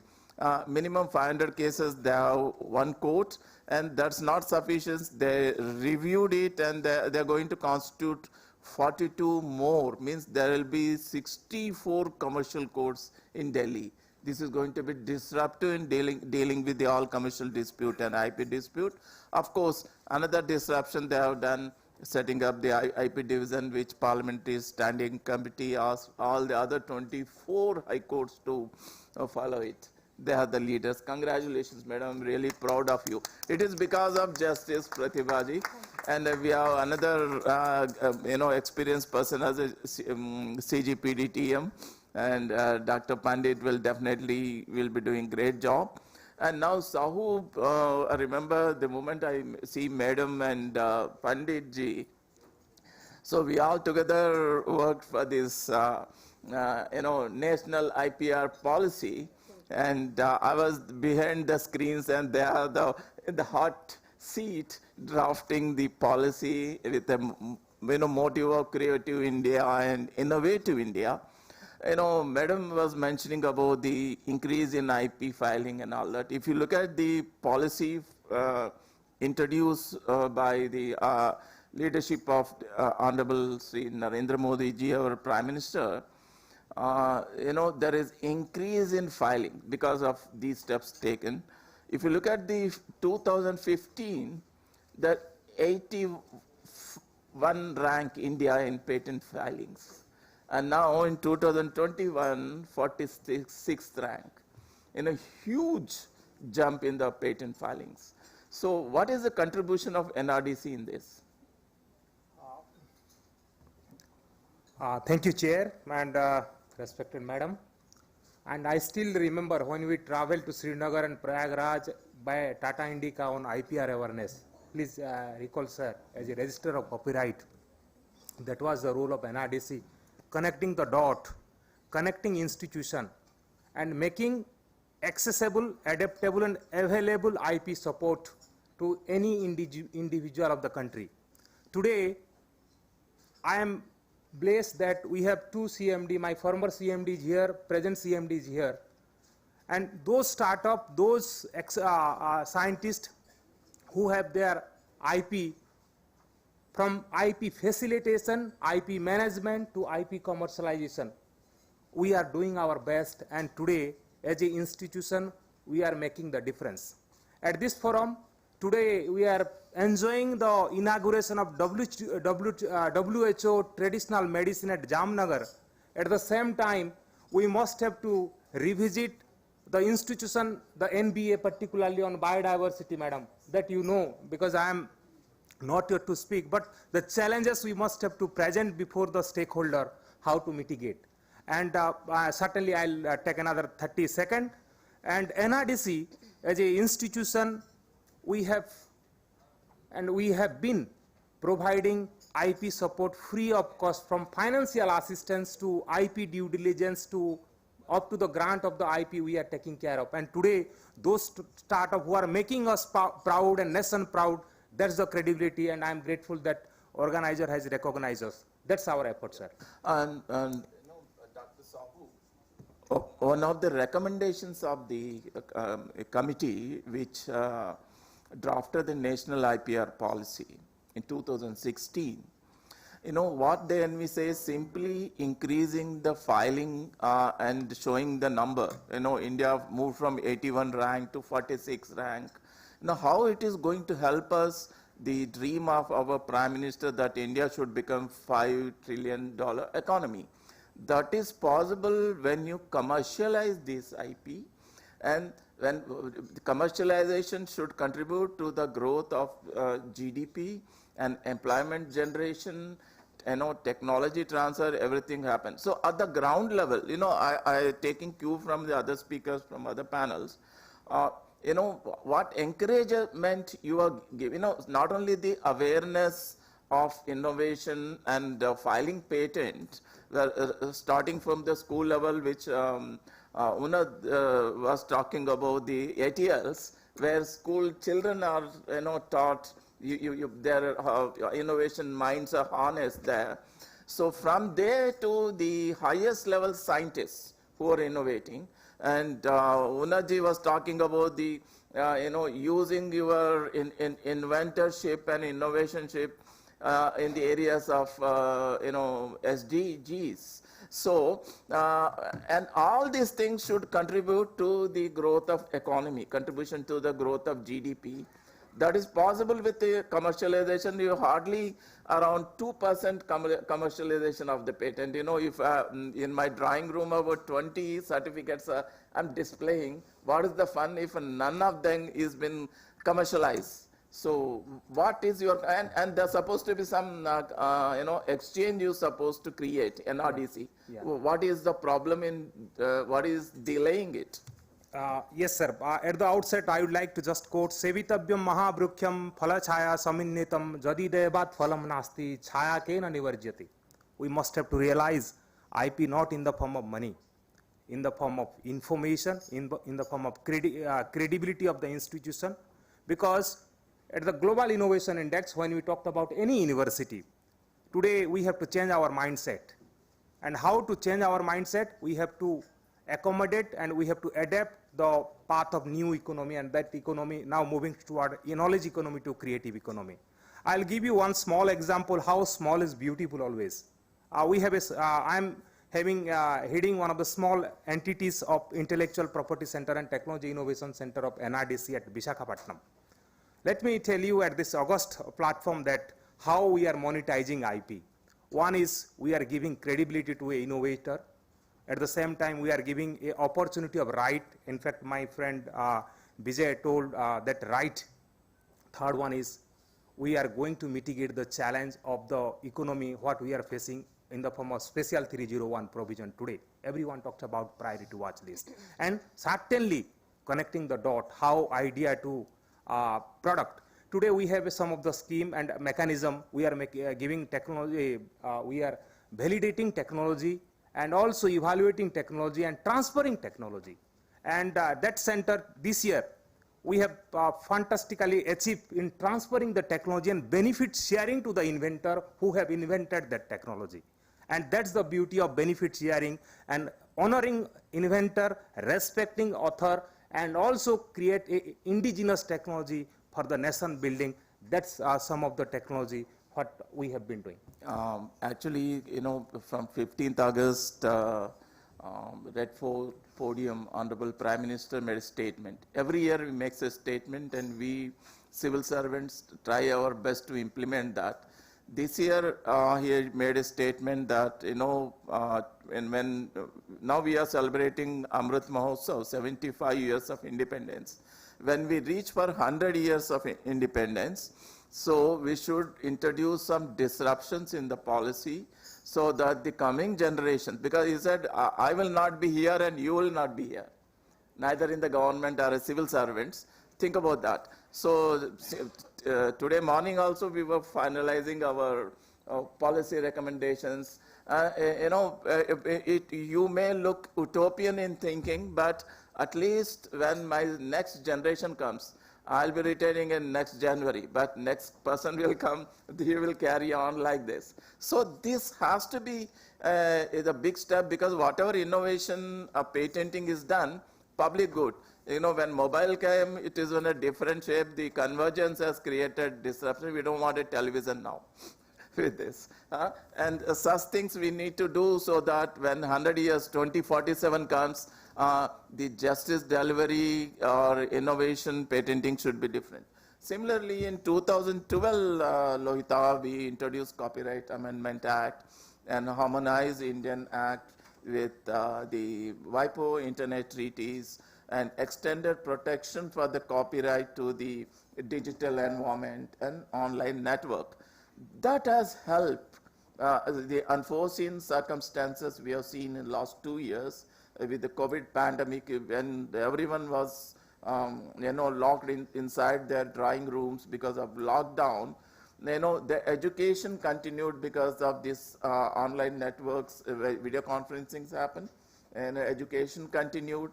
Entertainment continued because various platforms have come, streaming platforms, Netflix or Amazon Prime or Hotstar, whatever. How these laws help the industry in protecting the content, copyright? So I think, from the Indian Copyright Act and especially the work that you've done, I think there has been no better time that performers have got recognized.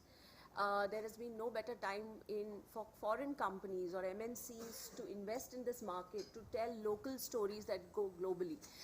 Before I continue saying what I have to say, I wanted to kind of, in this August audience here, try and bring together what IP is. IP may be trademarks, patent, copyright, but if you look at the copyright industry, we are the bedrock of innovation and creativity. There are several inventions that happen.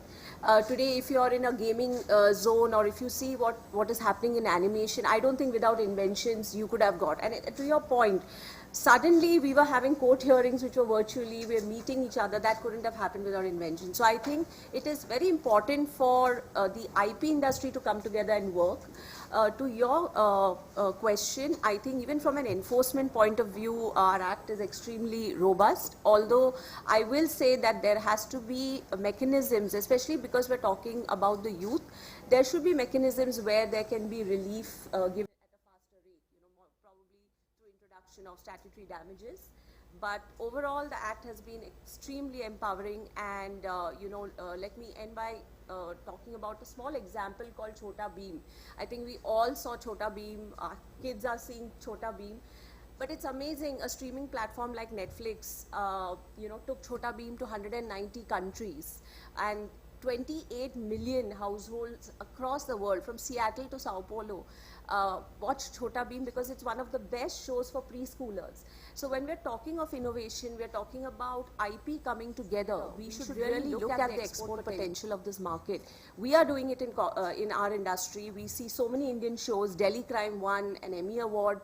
I think there were a lot of nominations this year as well at the Emmy and the Oscars. So I think it's time for every IP industry to look at the export potential, because the story need not always be on screen. Yeah, and since spread of internet under the Digital India platform, which government is promoting, and now India is the second largest manufacturer of these smartphones, and the increase of reach of the content is mind-boggling in India. But that has come out with a lot of online piracy. Do you think that the present law sufficiently addressing these issues? Because my research says that we need to do a lot. So what is your view from industry perspective and the growing online piracy? My view on this is actually, to appreciate courts, especially ma'am here.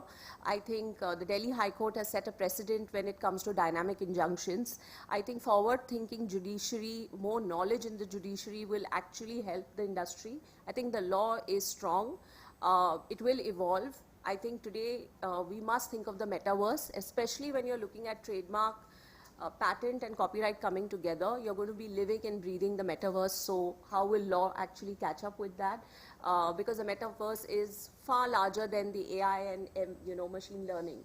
I think there is a need to put a very robust framework for especially something like the metaverse, where probably, although we do have an Indian cryptocurrency, how will tokenization happen? And that's really the realm that I think lawmakers should work on and look at IP as a whole, not just copyright in the metaverse, because it's going to affect everybody's lives. Home automation is a thing of the past, but the metaverse is here to stay. And as usual, technology always is far ahead of the law. So I think policies and amendments in law will help address that. And finally, what is your 15-second message in one sentence to the audience?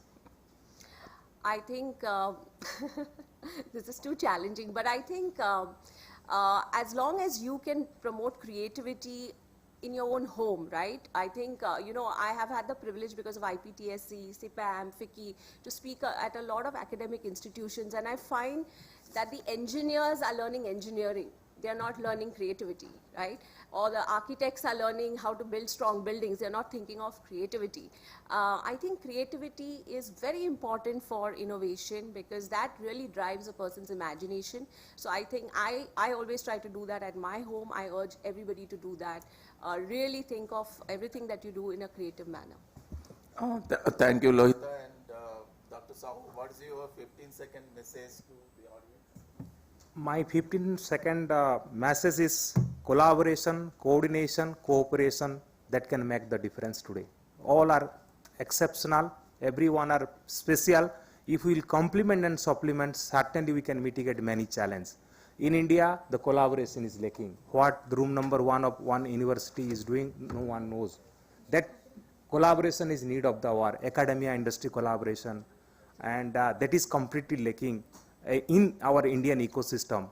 And when it goes to engineering college, there is for the name and fame, they have a entrepreneurship cell, but in actual, that leverage, the inculcation is lacking. That's the need of the hour to realize. Thank you. Good, excellent. You have to break the silos and cooperation, coordination, the creators, administrators, and law enforcement agencies, and finally, the judges and courts. That's very important.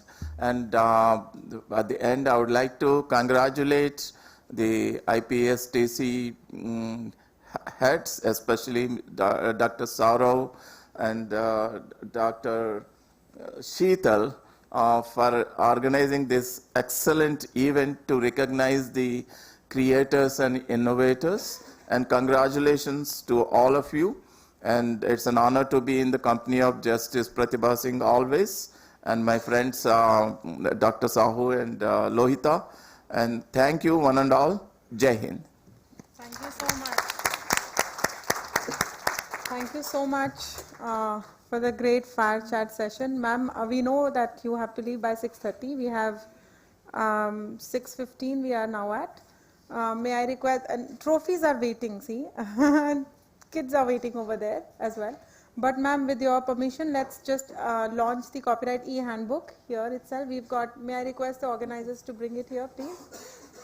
And thereafter, we'll progress to the much awaited award session.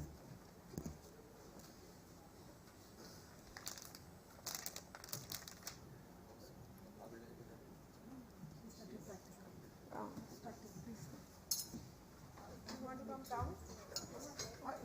Here only.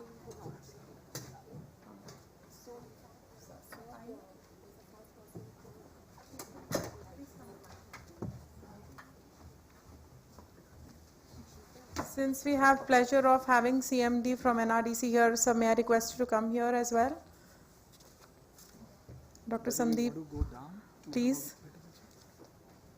Satish ji from MSME, please.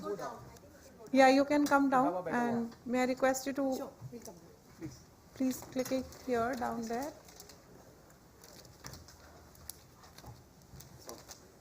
Organizers request that can we please have it expedited so that we can go ahead with the awards thereafter. So just to give you a briefer, as already been spoken by Saurabh in the morning, e-handbook is going to be launched now. This is almost 100 plus pager book prepared, which will be given free of cost. Vartika, you can come along here. She has been one of the researchers. All of us have contributed in our own way. Please come. Dipankar from FICCI. I'm coming.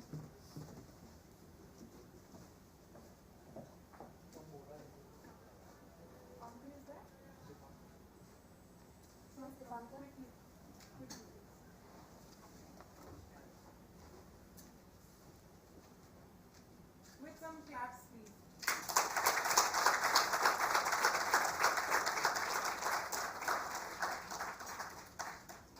Thank you so much.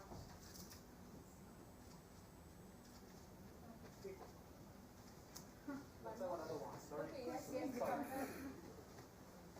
We were calling out your name.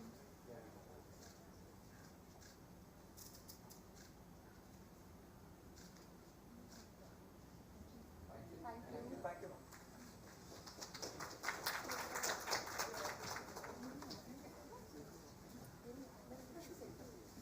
Okay, thank you so much. In the excitement, I forgot to hold it upright, straight. It was thoda sa ulta. I'm so sorry. But yes, it's a great thing. Prathiba ma'am, may I request you to please give away awards now. Aman, honorary advisor from IPTSE, can you please come and hold the baton and announce the awards?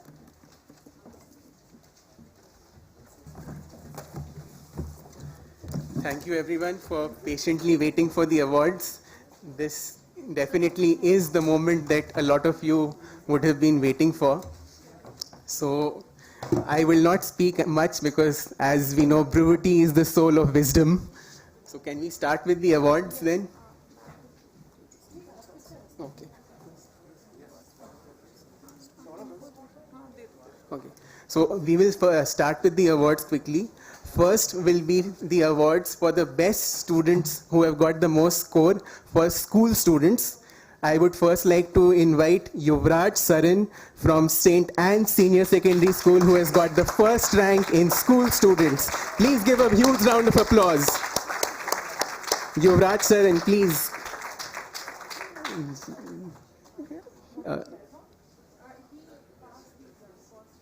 Yeah. Yuvraj Saran has scored the most marks out of all students all over India. Please give a big round of applause.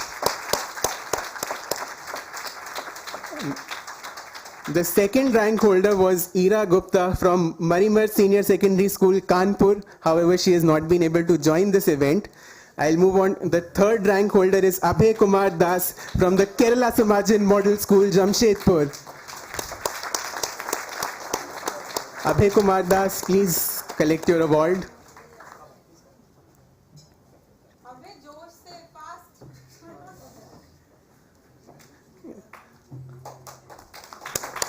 Please give a big round of applause.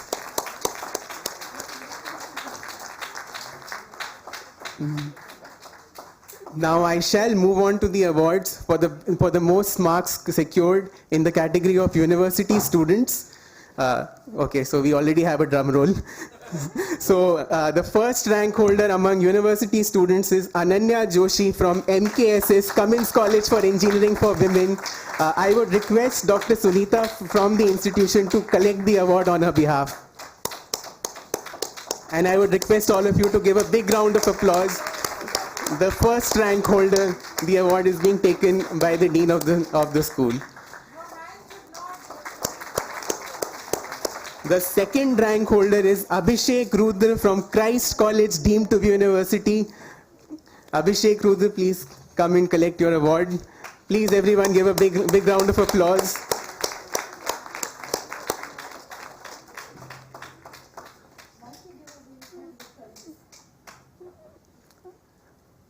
Abhishek Rudra, second rank holder, All India among university students.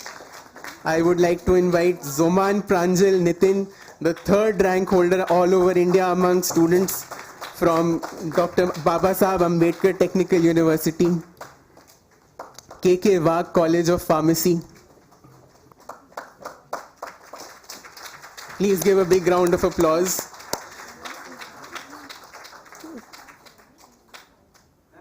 Now I would like to announce that the AIR rank 1 holder among faculty of institutions who have taken part, Dr. Ravindra Kumar Swarau from Jaipur Law College, Jaipur. The AIR rank 1 among faculty.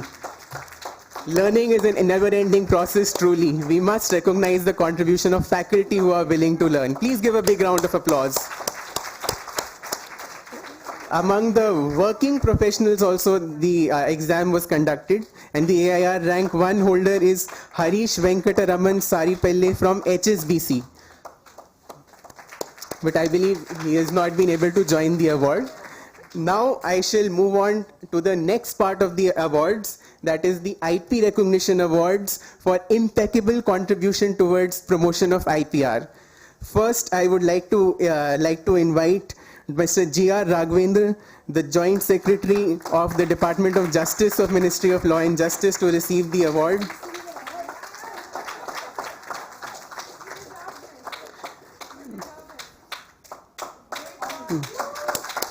Please give a big round of applause for Mr. Raghavendra.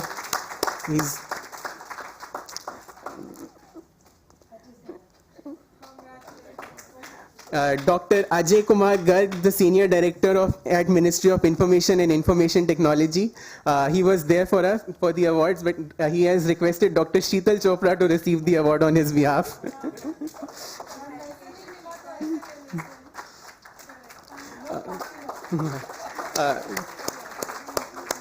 Next, it is Dr. Mohit Gambhir, the Innovation Director at the Innovation Cell of the Ministry of Education. I would request Mr. Saurabh Sachdeva to receive the award on his behalf, considering he is in Brussels right now, Dr. Gambhir.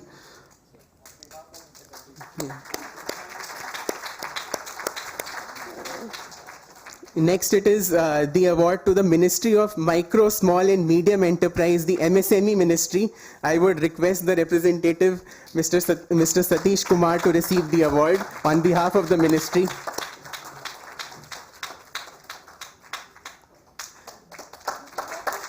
The next award is to Inspire Manak, the initiative of the Ministry of Science and Technology. I would request Mr. Sandeep Bansal to receive the award on behalf of the department and the team. Please continue giving a big round of applause. Next, we would like to invite Commodore Amit Rastogi, CMD NRDC, to receive the award for NRDC for their impeccable contribution to promotion of the IP industry. And I would also like to invite Dr. Vijay Kumar Sahu to receive the award with him.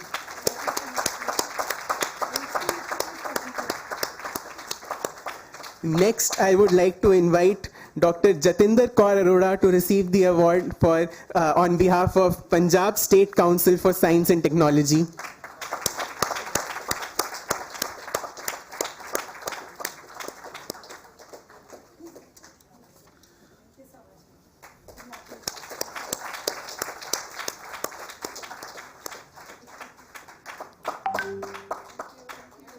Thank you everyone for giving your round of applause to this first part of the award ceremony. Thank you. I extend my heartiest gratitude to Justice Prathiba Singh for delivering the awards to the awardees. It is and Ms. Lohita, Dipankar from FICCI, Commodore Amit Rastogi, Saurabh Sachdeva, and Dr. Sheetal as well. And now there is one more award that we have that is being presented to Ms. Lohita Sujit she is the Senior Director for Motion Pictures Association.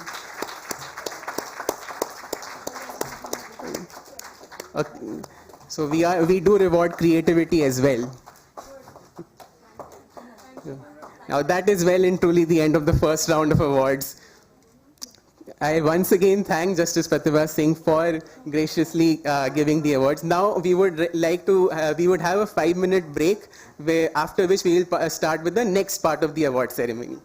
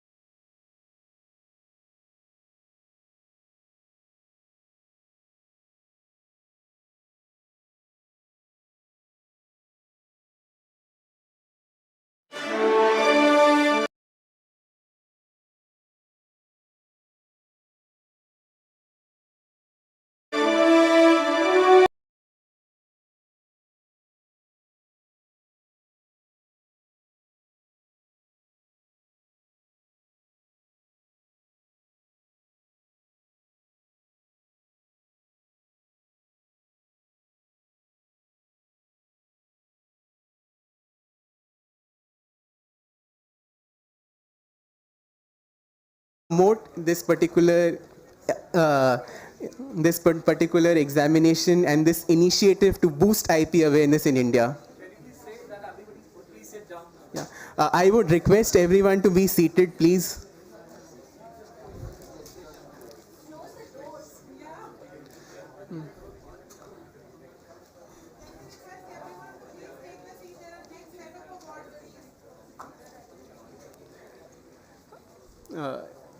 Everyone is welcome to please take your seats.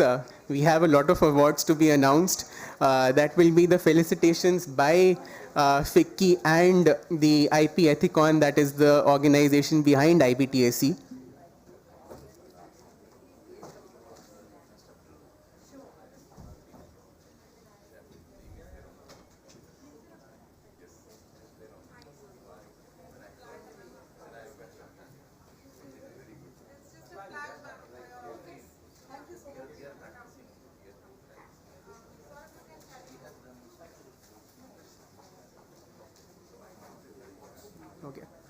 I would now like to request Mr. Saurabh Sachdeva to come to the center, and I would also like to request Mr. Dipankar from FICCI to come to the center in order so that we can do the awards felicitations by IP Ethicon in FICCI.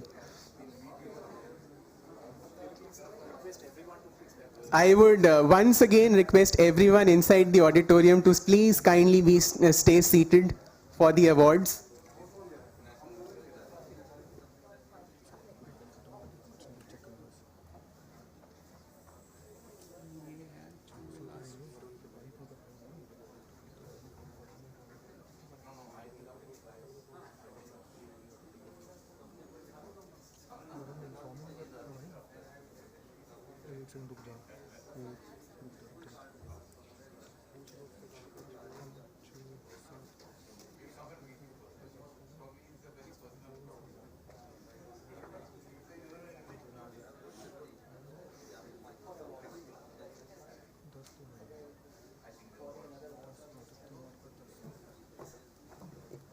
We shall start with the award ceremony in the next 2 to 3 minutes.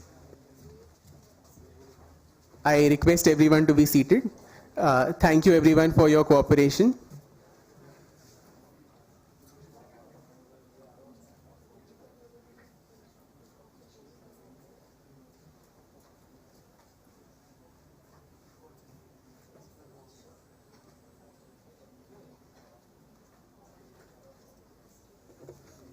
I think considering that order has been restored, I believe we can start with the next set of awards. Now, the first set of awards are going to recognize the top 20 rank holders after the first 3, of course, so who have done tremendously well in the exam, and we would like to recognize their efforts towards learning and the desire for growth in intellectual property that they have shown. So first we would start announcing from the top 20 rank holders from school. First we have Anurag Kumar Shah from the Jusko School, South Park, Jamshedpur. So I believe he is not here. Then we have Anand Singh from the Central Public Academy. Anand Singh from the Central Public Academy, please come to the fore and receive your award. I would request everyone to give a round of applause. Anand is one of the top 20 rank holders.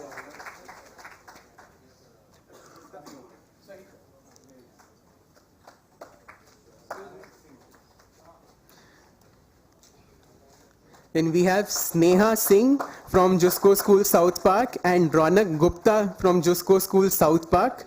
The awards for both of them we will be giving to the TEEP program. So that will be delivered later. Then we have Ariba Razi from the Kerala Samajan Model School, Jamshedpur.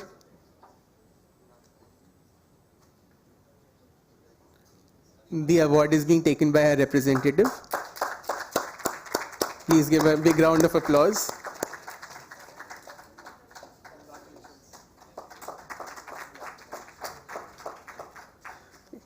So considering there are a lot of awards, in case I do miss out on something and have to come back at the end, please do excuse me. There are actually a long list of awards that we have to give. So now I will move on to the top 20 rank holders from the university category.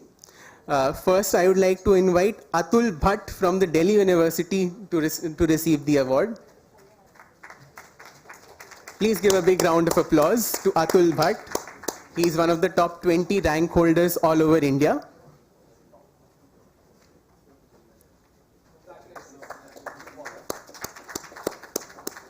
Next, I would like to invite Pallavi Bhatia's representative to take the award. Pallavi Bhatia from Indian Institute of Technology, Kharagpur.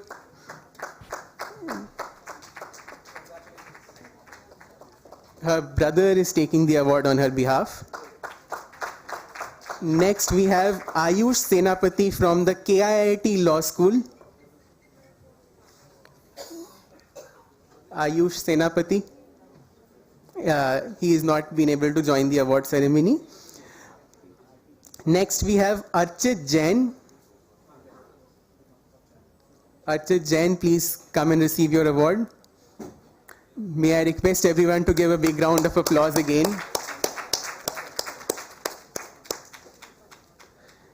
Next, I would like to invite Harpreet Kaur Gill from the OP Jindal Global University.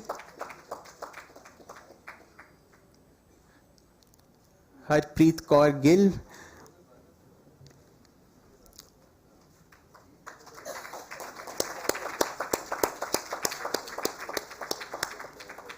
Thank you for automatically giving the round of applause. Sanjana Rebecca Samuel from the Symbiosis Law School.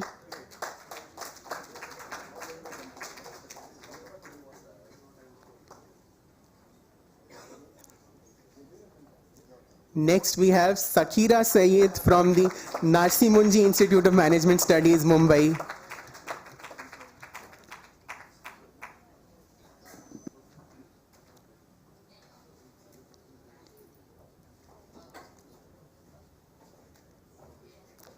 Sakira Sayed. She is also one of the top 20 rank holders. Next, I would like to invite Shrikant Shekhar from the North Cap University to receive the award. Shrikant Shekhar.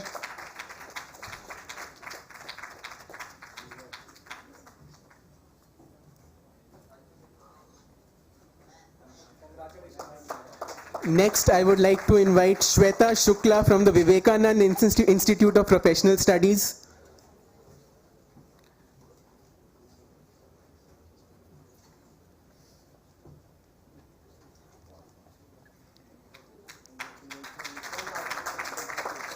Now the next set of awards, they are again special in their own right.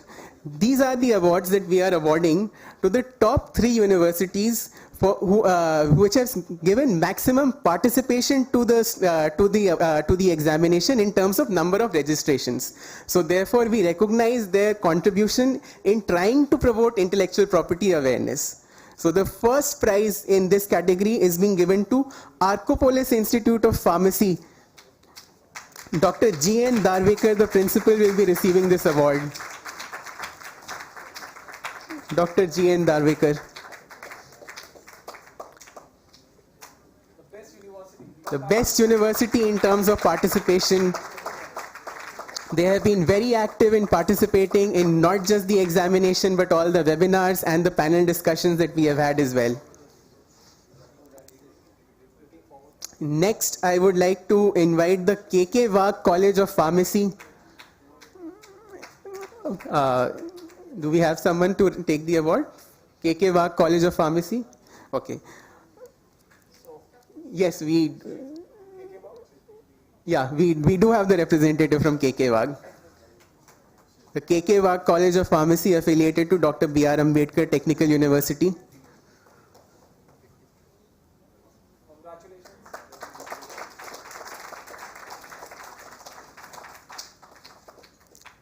And interestingly, for the second position, we actually have a tie in terms of the number of participations reached. That the second position is also being given to Gujarat National Law University. Shri Vineet Gupta will be receiving the award on behalf of the institution.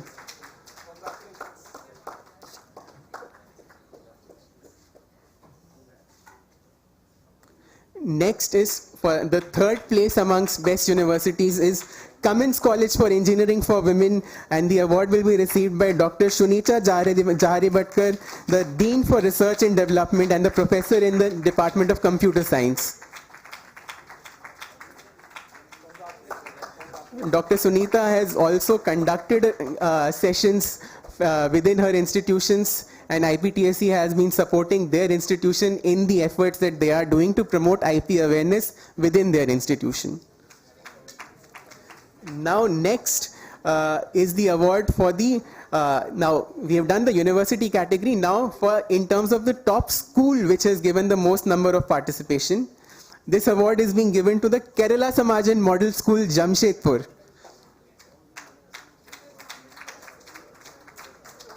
Okay. So next we have domain specific awards. So we not only wanted to recognize rank holders, I would request Saurabh and Dipankar and Commodore Rastogi. I thank Commodore Rastogi for giving away the awards for the top 20 rank holders. He's taking on behalf of his school. Yes. Yes. I'll once again announce that on behalf of Kerala Samajan Model School, Jamshedpur, the awards are being taken by the representative from the school. Now we move on to domain-specific awards, because we wanted to recognize not only rank holders, but also people who within specific domains have taken a particular keen interest in learning and learning and growing with IP. I would like to invite Dr. G.R. Raghavendra also to come to the stage to give these awards. Now, the first one is to Arnold Sam Oliver for the domain of Design and Architecture. He is from PES College of Engineering. Arnold Sam Oliver in the category of Design and Architecture from PES College of Engineering.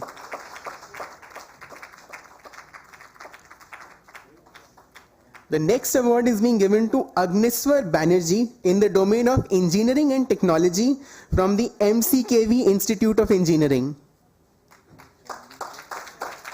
Agneswa Banerjee in the category of Engineering and Technology from MCKV Institute of Engineering. I would like to request everyone to give a big round of applause.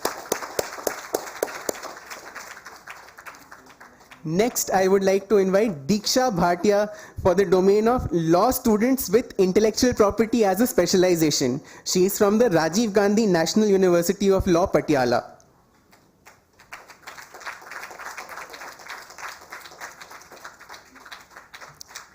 Diksha Bhatia in the domain of Law Students with Intellectual Property as a Specialization from Rajiv Gandhi National University of Law, Patiala. Next, I would like to invite Manvi Bhupesh Singhal for the domain of Research and Sciences from MS Ramaiah College of Arts and Commerce.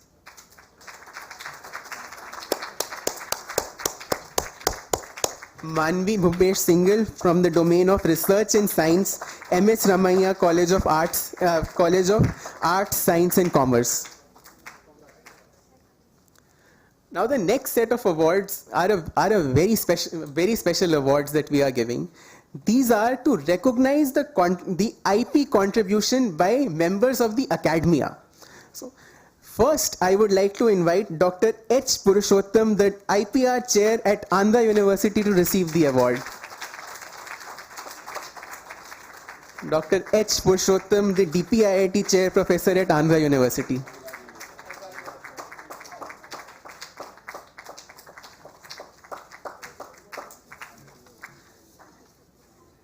Next, the award goes to Professor Ashish Bhardwaj, Professor and Dean, Jindal School of Banking and Finance. I would request Dr. Asavri to receive the award on his behalf.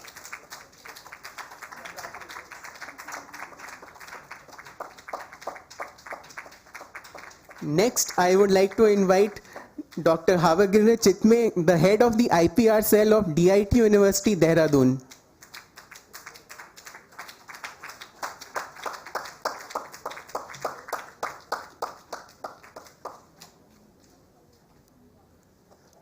The next award we are giving to Mr. Ankur Gandotra, the head of the Total Quality Management Program of the Tata Education Excellence Program, Jamshedpur. A lot of students have got the, please, Mr. Ankur Gandotra, a lot of students have got the award due to the conscious efforts of this particular TEEP program.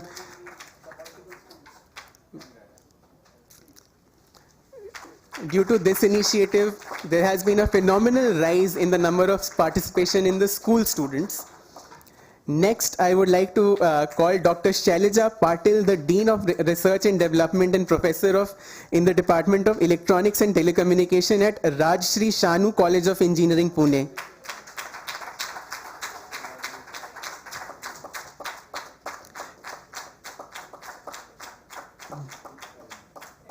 Next, I would like to call Dr. Kirti Pendyal, Assistant Professor and Assistant Dean, Outreach and Promotion, OP Jindal Global University.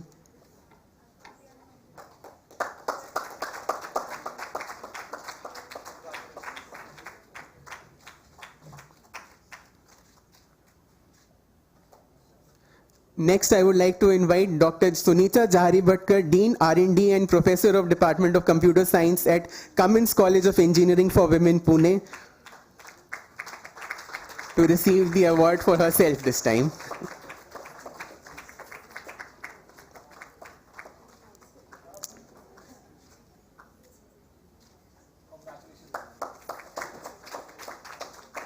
Next, I would like to invite Ms. Rakhi Khababia from the Arcopolis Institute of Pharmaceutical Education and Research, Indore. Yes.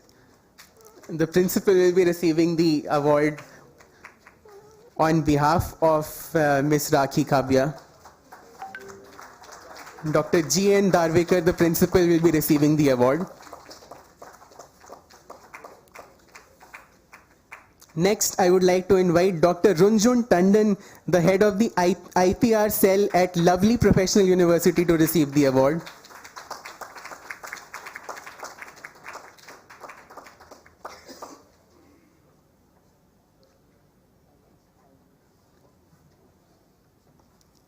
Dr. Runjhun Tandon, the head of the IPR cell at the Lovely Professional University.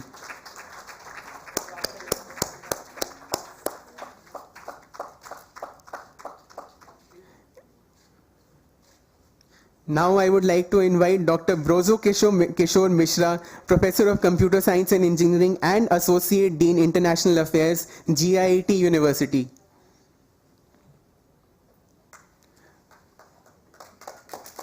Dr. Brozo Kishore Mishra from the GIET University.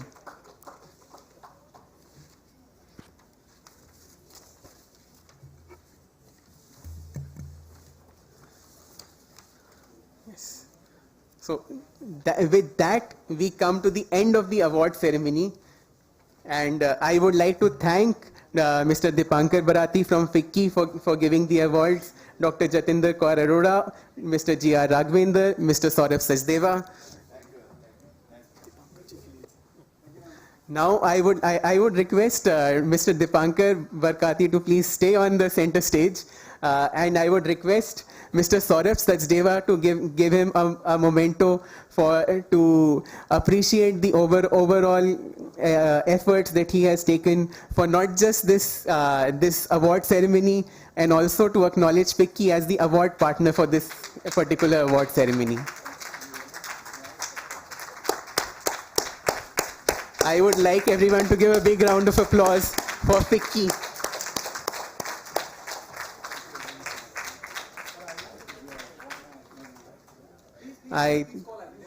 Yes, I would like to now call Mr.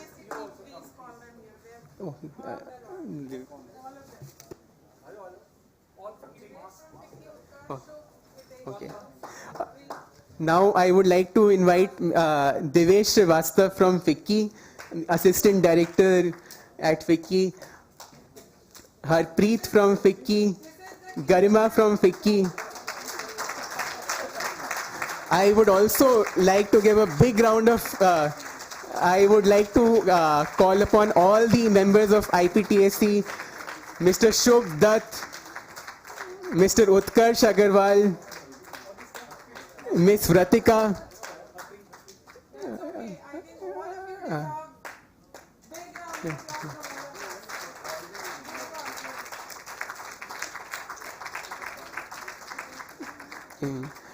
and I would also like now request Hiteshi Trivedi to please come to the fore and receive the acknowledgement from Mr. Saurav Sachdeva.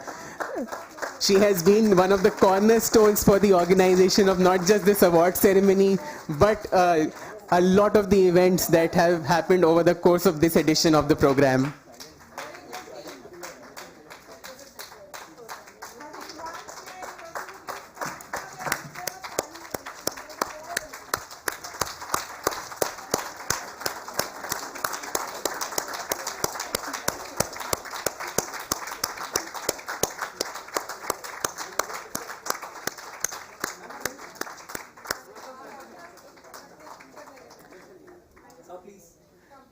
Team IPTSE and IP Ethicon, the cornerstone behind it.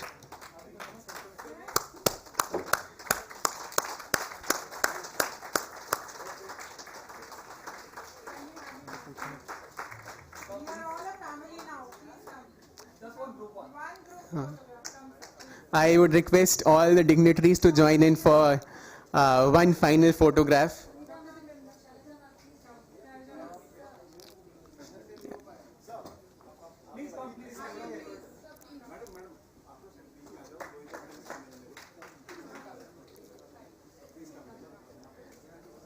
Thank you everyone for joining in for this award ceremony at FICCI Auditorium to celebrate the achievements of the participants and this journey of this edition of IPTSE.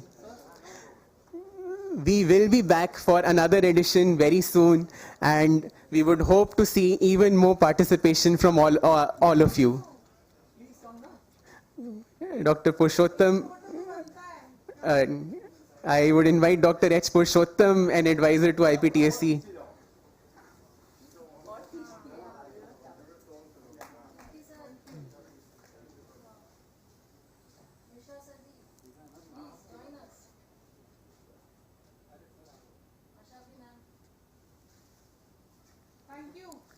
Okay, with that, we come to the end of this award ceremony, but it is just the ceremony inside this room is over. Now you all are requested to join for a networking dinner.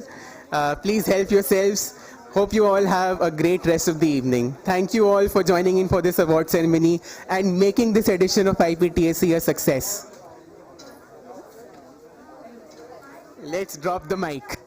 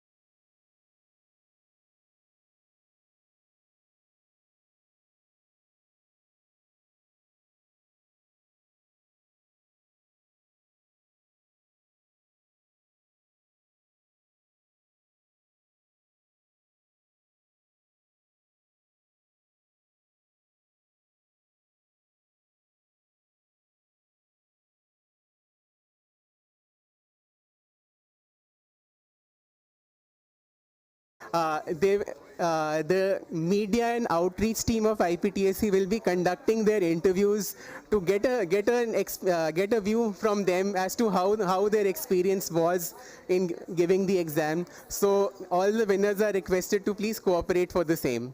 Thank you, everyone. This is the final announcement from my side.